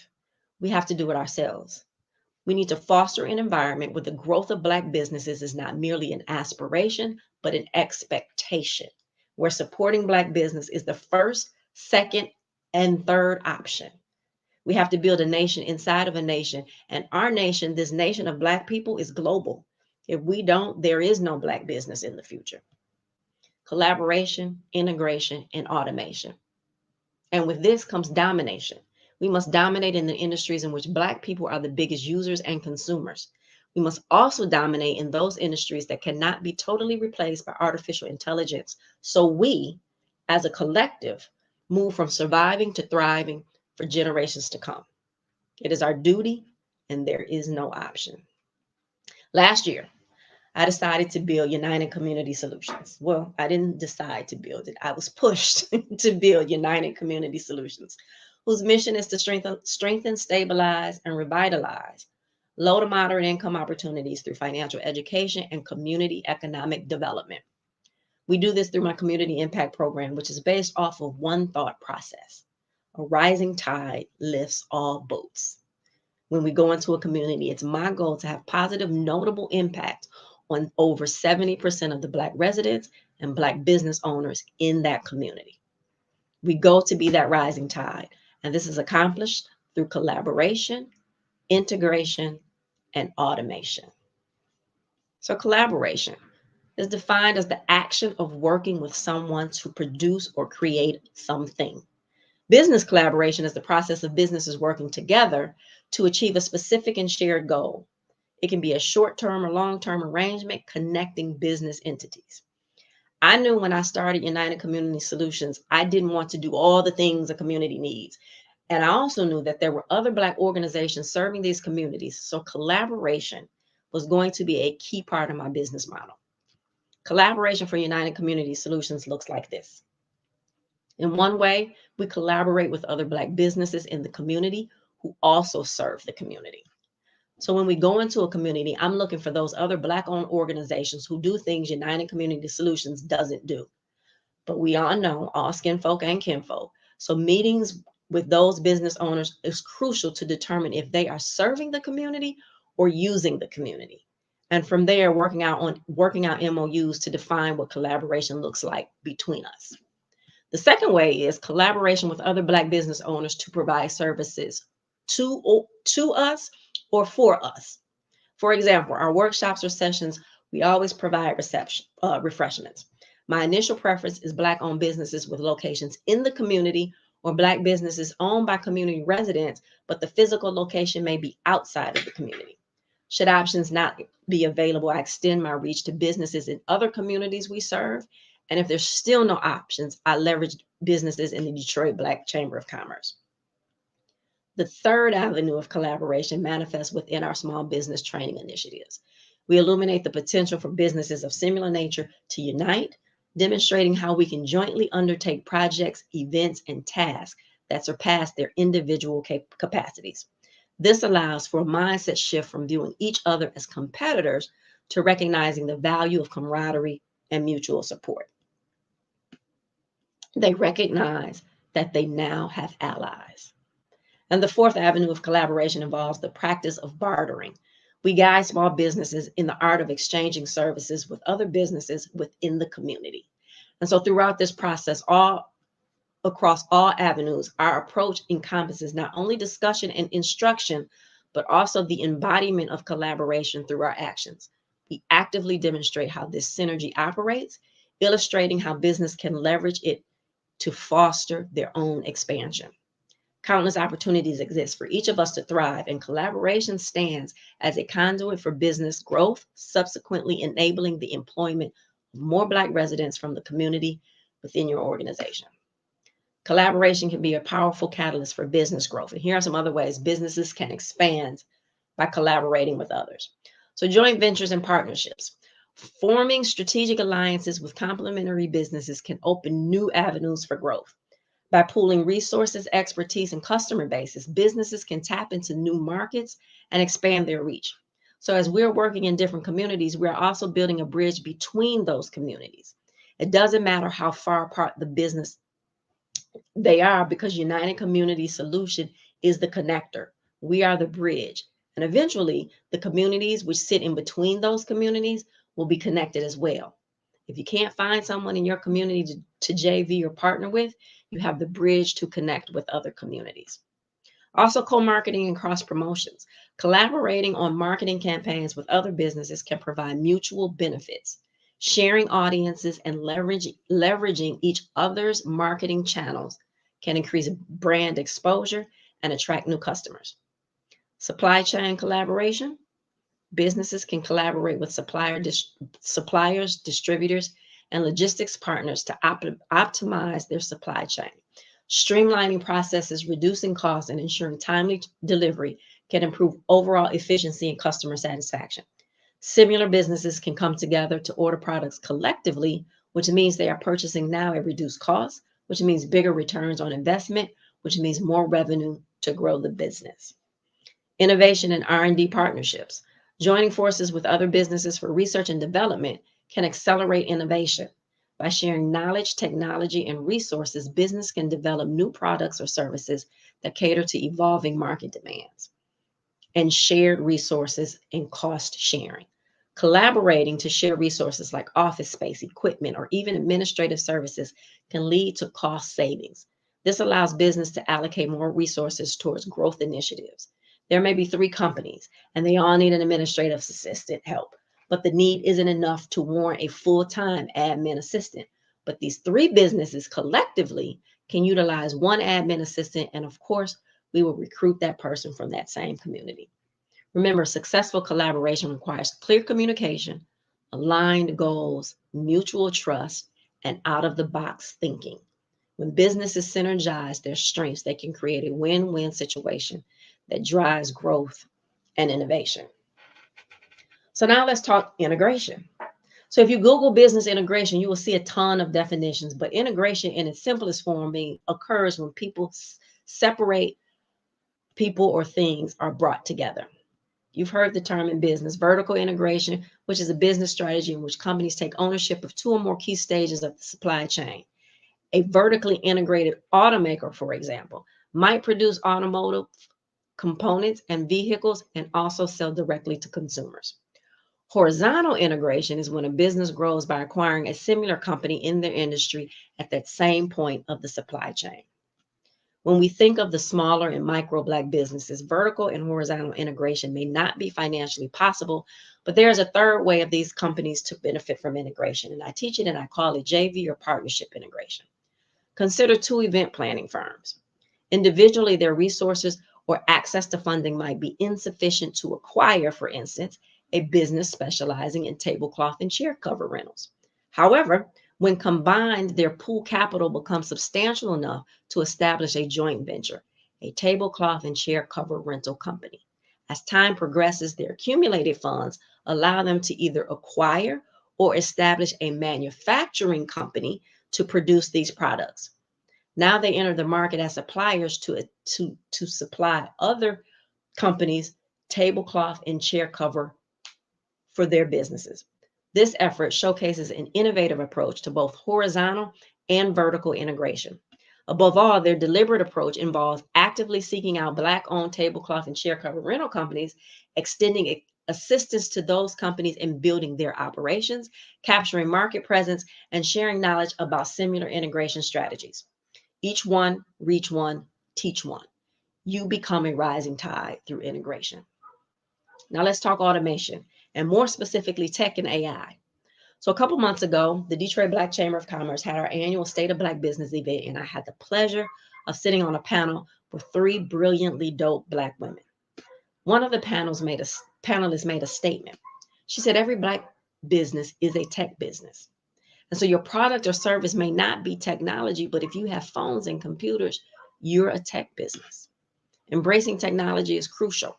Black entrepreneurs must tap into the digital revolution, whether it's developing innovative apps, entering e-commerce, participating in the tech industry, or using technology for automation, allowing you to streamline processes, tasks, and increase revenue.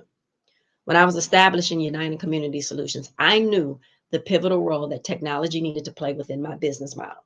Given our focus on community service, our managers often need to operate directly within the community rather than from a conventional office space.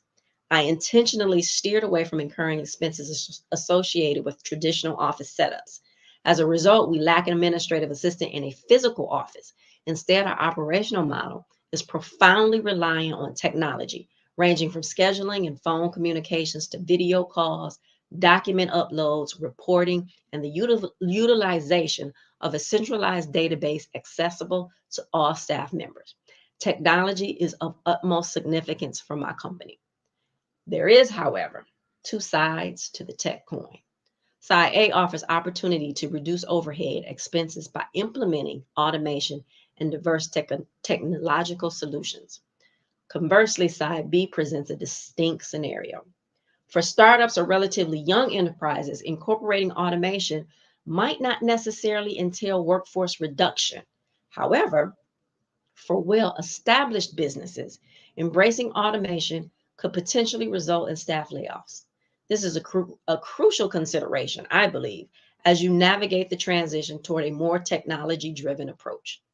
Moving to more automation may now give you an opportunity to consider integration, horizontal and or vertical, where it may not have been an option before. And please consider using staff who would be displaced due to the automation in your new companies so that their final destination isn't the unemployment line. Lastly, under automation, let's talk about AI, artificial intelligence.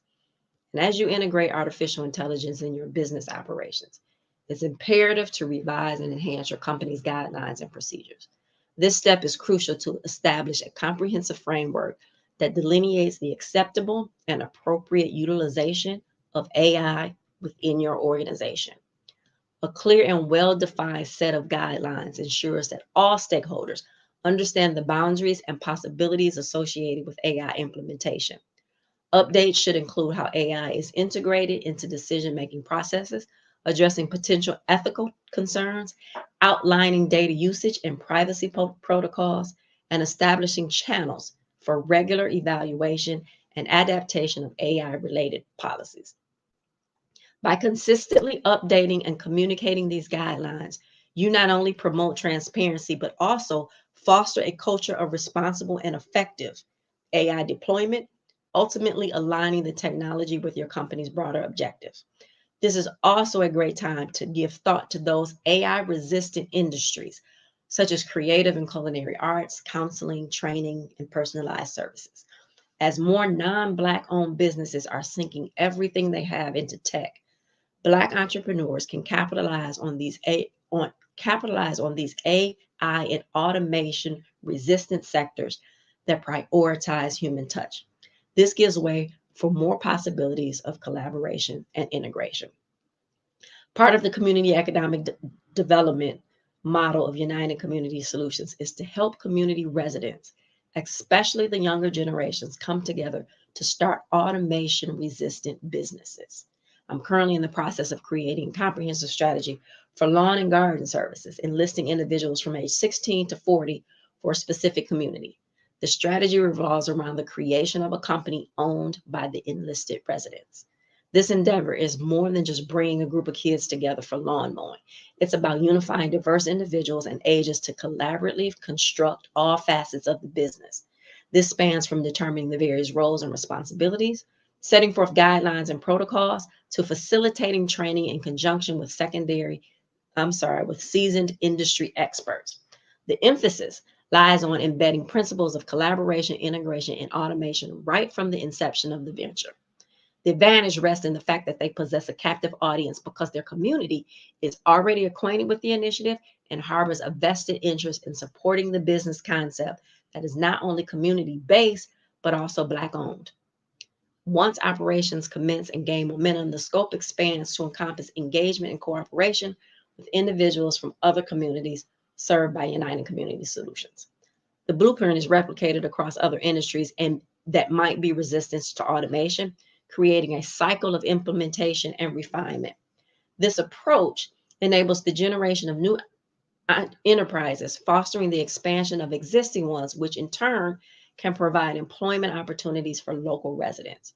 Through this initiative, we wield the power to affect transformative changes in the people's lives. In conclusion, remember, collective efforts birth real solutions. The future of Black business isn't a solitary voyage. It's a shared commitment to crafting an inclusive and prosperous world for generations to come. We must build the nation inside the nation. Through collaboration, integration, automation, and unyielding resolve, obstacles transmute into opportunities and illuminating the way to a brighter future. I leave you today the way I started, with questions. What is your lane? And using collaboration, integration, and automation, how do you update your plans to have greater impact in those lanes? Will you be the rising tide, lifting all boats in the communities in which you serve? Together, we can build a world where Black business thrive and have greater impact, allowing us to not only inspire, but secure our future generations. Thank you so much. I would love the opportunity to connect with you because we are better together, and I look forward to it. Thank you.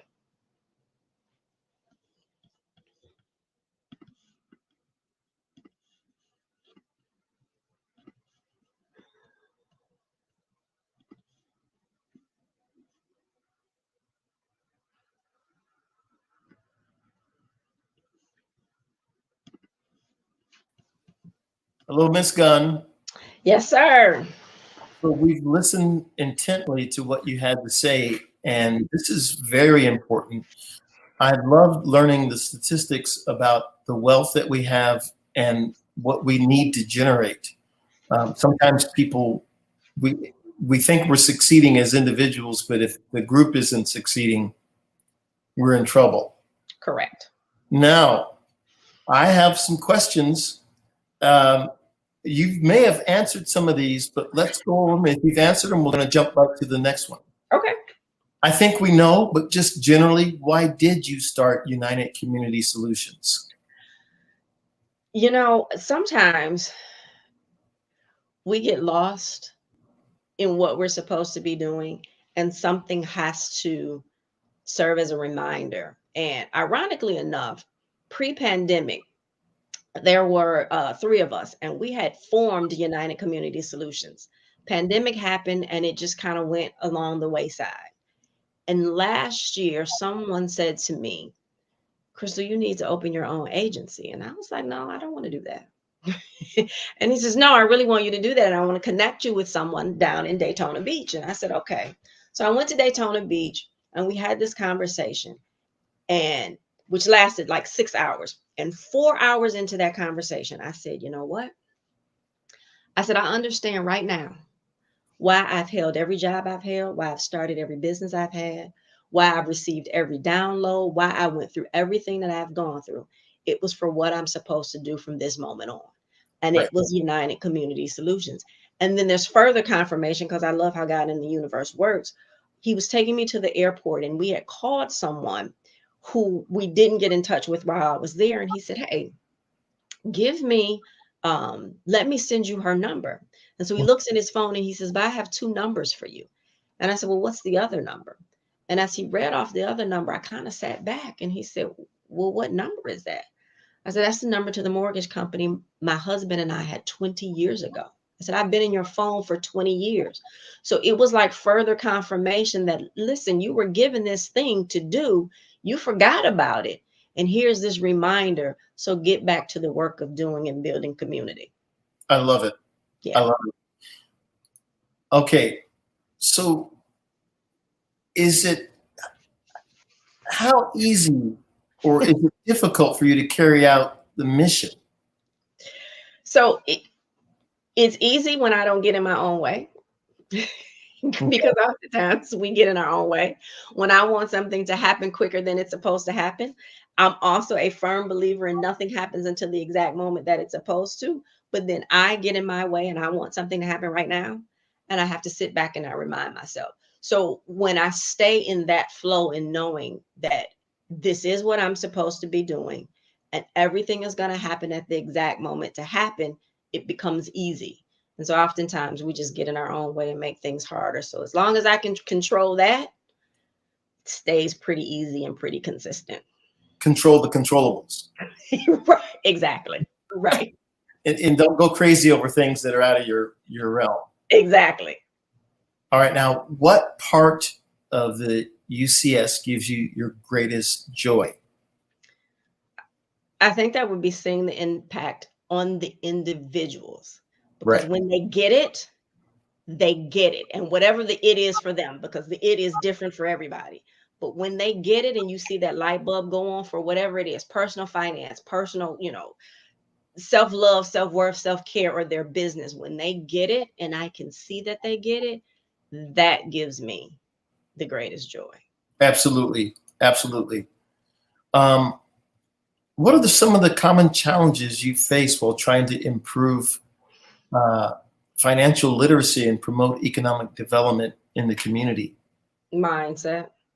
And I think probably every business owner can attest to that. It's mindset, changing the mindset so that they can flourish, right? Because we've been conditioned to accept less. We've been conditioned in the trauma and all of that.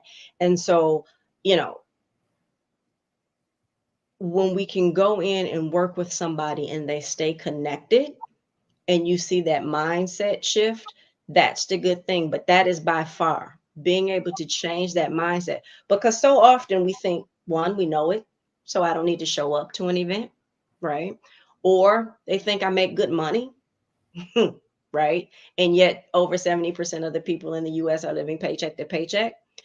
Or there is that thing that I'm embarrassed because my situation isn't what it's supposed to be. And I always tell people, give yourself some grace and mercy. Sure. And you know what I mean? Or it's, I don't want to show up because I don't want people to think that I'm having financial troubles, when really you're coming to get more information to help take you to a next level. So it's those things. So being able to shift the mindset to get people to tap in and to stay connected, that really is probably the most challenging piece. Sure. And I think that when you gave out the statistics, it helps us to understand that we don't hold the wealth. We have money coming through, but we're not holding on to it. At all.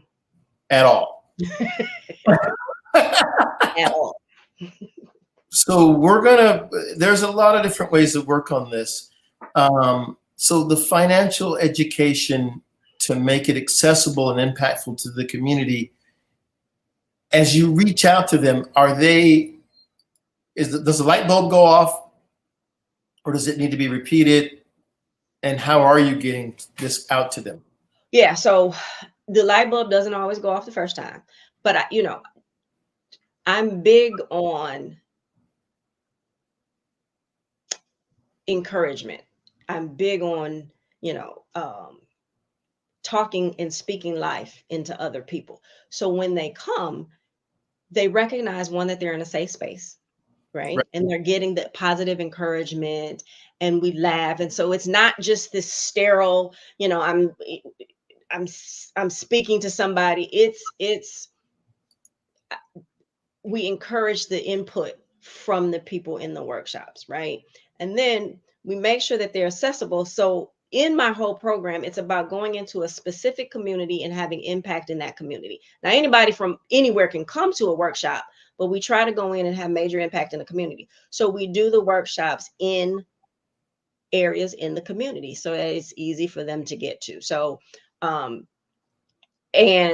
again, just trying to make sure and drill down that how they got here. If they feel like they're failing financially, it's not their fault, right? Because we weren't taught these things, and we know that that was by design. But when they come and they get the tools and the resources to make themselves better, it's the saying, well, when you know better, and people say you do better, but really it's when you know better, you have the choice to do better. Understood.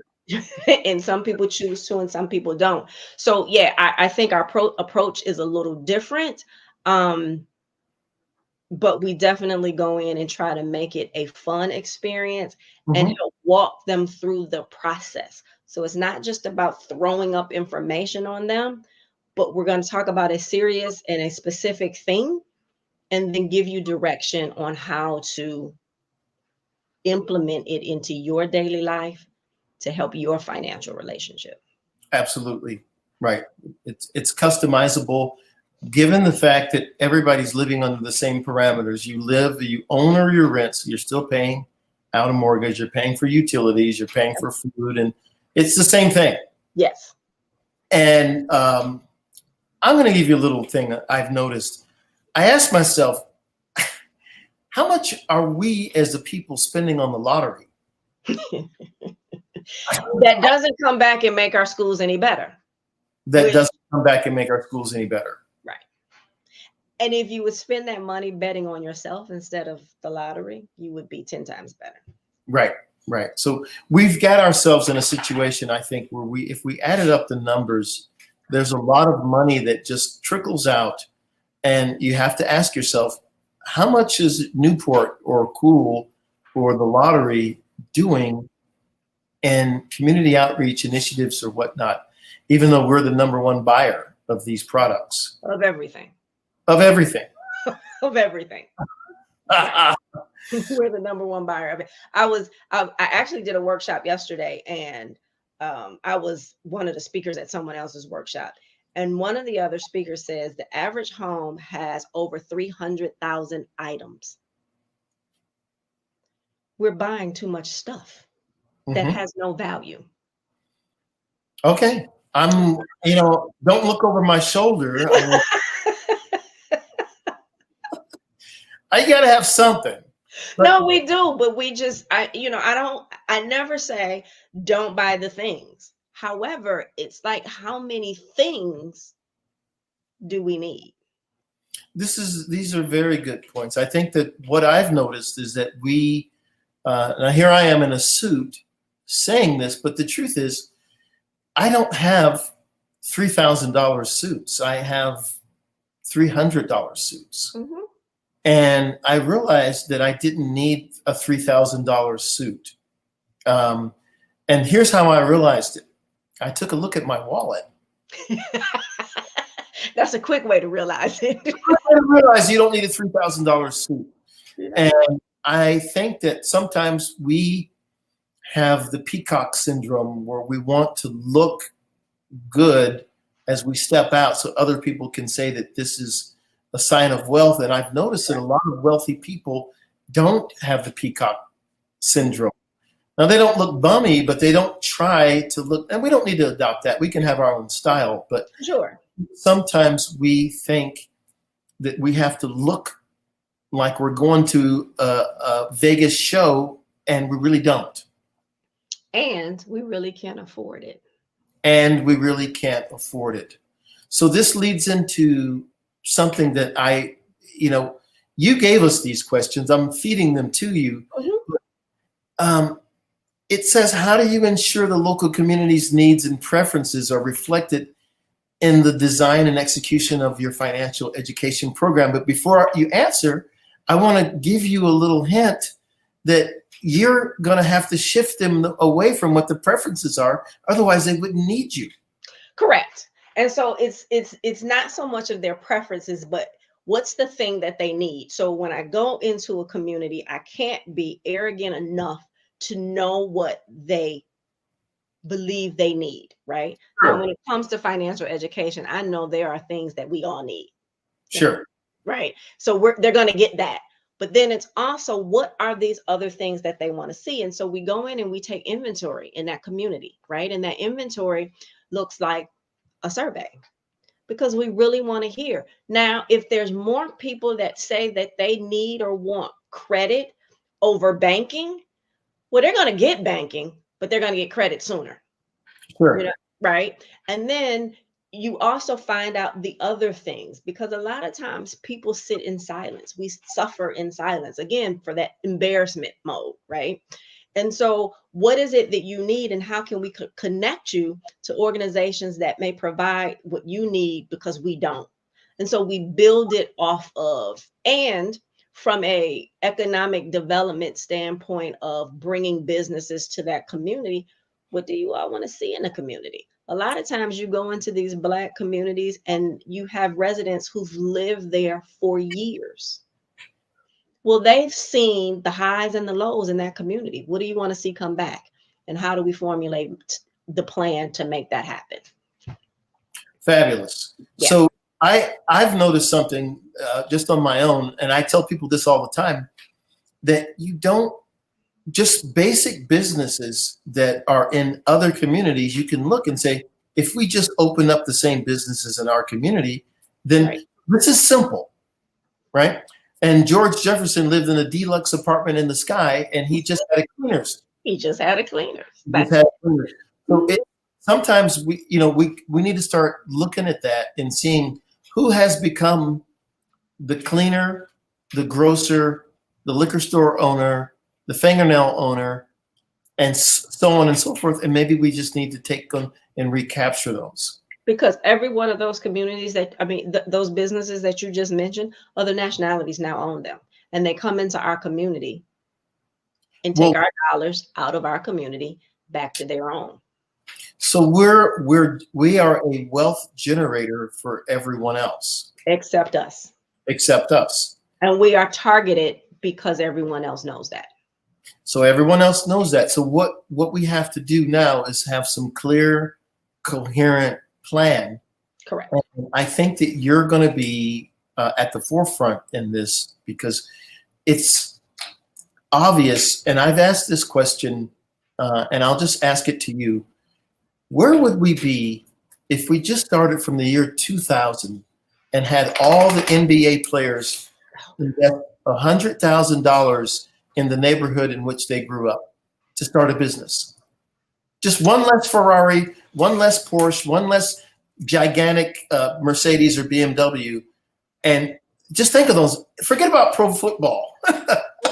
Let's just do. And so we have to look at this and say, this is the legitimate point that has to be made. So speak on that. I'm just going to reach over and let my dog out. We still live in Absolutely. And so you said it's, one less car, one less Ferrari, one less gold chain. And actually for most of them, it's not even one less anything. They still can do all of the things that they were doing and buying all of the things that they want to buy and still contribute that $100,000. And if they did that, right, which is something so simple, if they did that, we would be light years away from where we are right now. Yep, keep going. Yep, when I look at home ownership, for example, we own less homes today than we did in the 1960s. And why? And it really has nothing to do with the prices of homes, because the prices have gone just ridiculous in these last few years. But it's intention. And for those, specifically those Black athletes, you have to have somebody managing your money that cares about that neighborhood that you grew up in. And if you don't, they're not even going to suggest to you that you give that money to those people in the neighborhood from which you come. Or I'll even take it a step further. They warn them not to invest. Correct. Absolutely. And so, but I think what we're really looking at is, I mean, if anybody's noticed, there's gray hair here. And so what I've seen is that our wealthiest and most adulated people are in their 20s. Mm-hmm. I just would imagine, what did I know in my 20s compared to now? And so we're having the athlete as our potential financial savior, but they're not intellectually matured into the moment of understanding this. Now that this is here, you realize it. Mm-hmm. So now we've got to get. I appreciate the billionaires that have, the one gentleman paid the mortgage, the tuition. Mm-hmm. Right. Fabulous. But if you're sitting on $1 billion and you say, what about 300 million to start, and 100,000 per business, and then that would do it right there. Boom. Mm-hmm. So it's a number situation if we can understand these numbers. All right, let me see here. I'm gonna jump ahead. Okay. And how do you collaborate with other organizations or local stakeholders to foster economic development within the community? And having asked that, I'll let the dog back in. Okay. So it all starts with the data collected from those surveys completed by the residents, right? And when we look at the economic development based on the needs we discover through the surveys, we then can create a plan. And what businesses are not in the community would residents like to see, again, and trying to go back and build those. And so collaborating with those other organizations. I said earlier on, I knew when it was time to pull the trigger for United Community Solutions that I didn't want to do everything. I didn't want to supply all of the needs that a community needs. So how do I go in, and I have to figure out who's in that community first, because we want to work with organizations in that community. And so what organizations, Black owned and non-Black owned, but that service the community, what do they do? And how can we direct individuals to them that we don't do, and them direct individuals to us? Now, there may always be some overlap, and that's cool. However, what do we do, and how do we work together for the greater good of the community? The other piece of that is I always like to go in and try to build relationships with developers. So whether it's commercial or residential, because if I can build relationship with those developers, so let's say it's a residential developer. Well, it's people that live in this community that are renting now that may want to own, or they want to rent a better place. Well, let's create that pipeline through that collaboration, right? So, and then whatever other small businesses, again, when I do workshops and clinics, we're always serving food, who are the local chefs in that area that can do that. So it's all of those collaborations, but trying to keep the efforts and the dollars inside that specific community. This is brilliant, Crystal. Thank you. Now, listen, we are up against it time-wise. Yes. I'd like you to do me a favor. Okay. I'd like you to give us your contact information. So I'm going to give you two. crystalgunn.com. That's just my general website for me. I'm actually going to give you three. And then there's unitedcommunitysolutions.org. Okay. And then I love to meet, talk to, and collaborate with people. So if anyone that's listening and seeing this want to connect with me, go to crystalgunn.me and schedule an appointment. Fabulous. Yes. Crystal, thank you so much. We know it. It's true. Genius is common. I'll see you on the other side. Thank you. Thank you so much. So everyone, again, this is another wonderful situation where we're hearing great information to make us a better community. So I want to promote the scholarship. You know, the effort of the Black Business Expo is to raise funds for high school seniors going to college or K through 12 entrepreneurs. This expo is a fundraiser for students, and you can go to www.blackbusinessexpousa.com to donate to the scholarship fund, or use the Cash App that's on the screen below and say $BBXUSA and make your donation.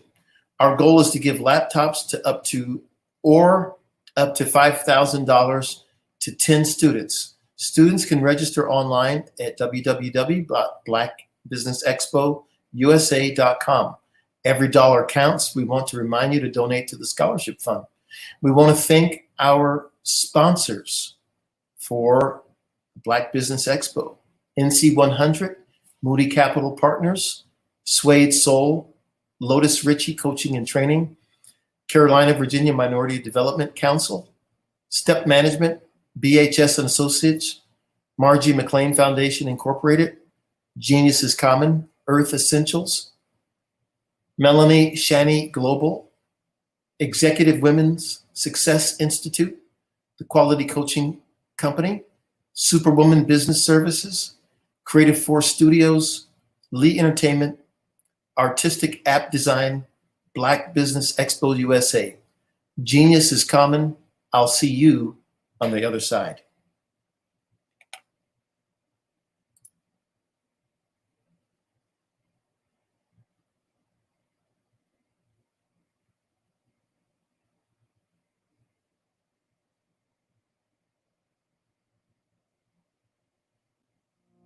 Did you know that approximately 333.34 million businesses exist today, according to a report from 2021?